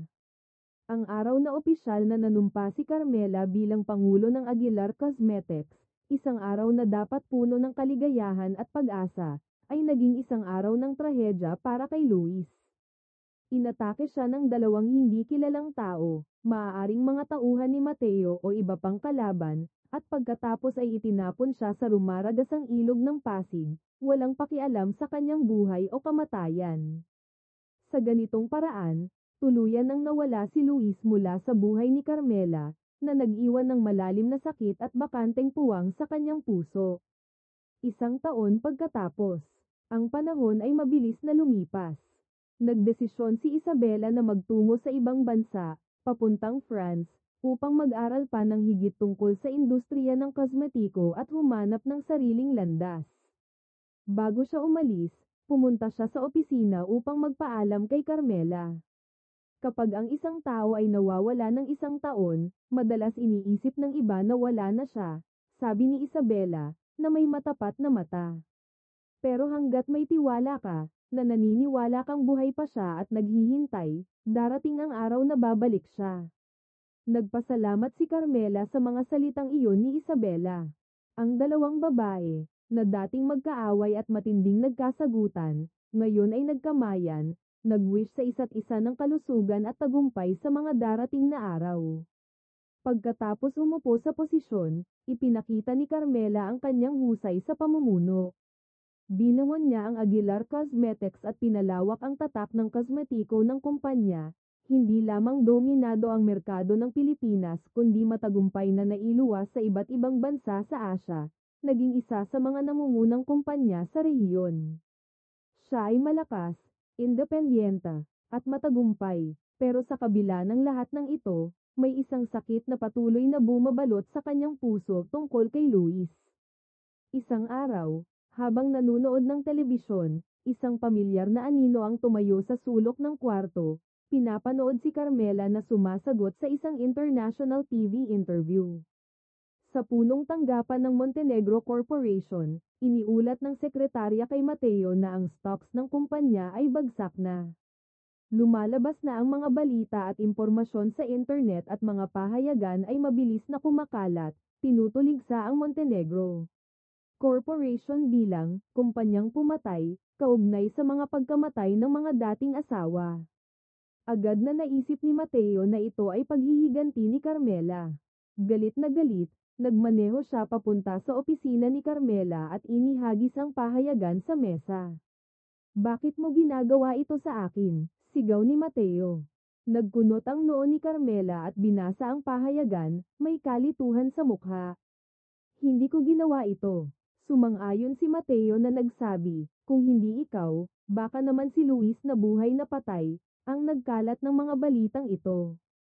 Dahil sa galit, tanong ni Carmela, "Bakit ka sigurado na patay na si Luis?" Nagulat si Mateo at agad na iwas ang mata sa kanya. Kasabay nito, tumunog ang kanyang telepono. Isang ulat mula sa kumpanya, dumating na ang mga prosecutor. Nanlumo si Mateo, ngunit bago pa siya makagawa ng anuman, dumating na ang mga pulis at prosecutor sa opisina ng Aguilar Cosmetics, kung saan naroroon si Mateo, at inihain ang warrant ng pag-aresto sa kanyang ama, si Presidente Montenegro, sa kasong pagpatay. Matapos nito, nagpunta si Mateo upang humingi ng tulong kay Presidente Santos, isang makapangyarihang tao sa negosyo, upang tulungan siya, partikular na upang hilingin na ang kanyang kapatid na abogado ay iligtas ang kanyang ama mula sa kulungan. Ngunit malamig na sinabi ni Presidente Santos, "Ang sinabi mo ay salungat sa ulat na ibinigay ng sekretarya ko." Patawag ang sekretarya. Itinaas ni Mateo ang kanyang mukha at tiningnan ang sekretaryang pumasok. Agad na nagbago ang mukha niya, nagulat at hindi makapagsalita. Ang sekretaryo ni Presidente Santos, walang iba kundi si Luis ang iniisip ni Mateo na patay na isang taon na ang nakalipas. Nagpatuloy si Presidente Santos, mahinahong nagsabi, "Ang Montenegro Corporation ba ay may kasalanan sa pagpatay o hindi? Ang korte na ang magpapasya." Umalis si Mateo, nagngingit-ngit ang mga ngipin, alam niyang malapit nang mag-collapse ang kanilang pamilya. Si Luis ay nakatayo sa tabi ng bintana, tinitingnan ang pagkawala ng anino ni Mateo, puno ng magkahalong emosyon. Inalala niya ang mga pangyayari 1 taon na ang nakalipas. Matapos siyang itapon sa ilog, pinalad siyang mailigtas ng mga tao at nabuhay sa kabila ng kalagayan. Si Estela, si Mrs. Reyes, bago magtungo sa police station upang sumuko, ay natagpuan siya at inalagaan siya upang magpagaling. Nang magising si Luis, tinanong niya kung bakit siya iniligtas ni Estela. Malungkot na sinabi ni Estela, na ang pagtanaw niya kay Luis na muntik nang mamatay sa ilog ay nagpabalik sa alaala ng kanyang sariling trahedya 45 taon na ang nakalipas, nang siya ay iniwan at pinabayaan na mamatay. Ayokong maging masama gaya ni Lola Elena, sabi ni Estela. Bago siya sumuko, iniwan ni Estela kay Luis ang isang tape na naglalaman ng buong proseso kung paano inatake siya ng mga tauhan ni Mateo at itinapon sa ilog, pati na rin ang iba pang mga ebidensya laban sa Montenegro. Pumunta si Carmela sa bilangguan upang bisitahin si Estela. Bakit mo ako dinala sa bahay ng Aguilar noon? Tanong niya, isang tanong na gumugulo sa kanyang isipan sa loob ng maraming taon. Si Estela, ngayon ay matanda na may mata ng pagsisisi, ay umiiyak habang nagsasabi, noong panahon na iyon, puno ng puot ang aking isipan. Ang galit na iyon ay ginawang hayop ako. Hindi na ako karapat-dapat maging isang ina. At ngayon, tanong ni Carmela, habang ang kanyang tinig ay dumadagundong ng emosyon, ako ba ngayon ay isang ina? Estela Siteralan Enhat, KMTD, Tikong So Dotu Sashlam Mikua BTCI. Si Dongden Dai Tham TNA. Carmela Enan Nuakmat. Hoiku CUI Sinang, Trong SUTNHNG Namkuak, Sokinao, Ba THY Toy Nipcho Tikong. Dichi Mocho Ti. Estela Kong Came DUCNA, Banin Ngao Dak, Nuakmat Landai, THC Ra, NHNG Lok Koncho KH, Lanang ni CN Daohan GP Boy. Tai Biet TH Aguilar Rong Lon Va Trangle, GI Daichi CN Lei Mo Man Lola Elena Gia Nua, Sidok. Kong CNIBN Kan Bata NA.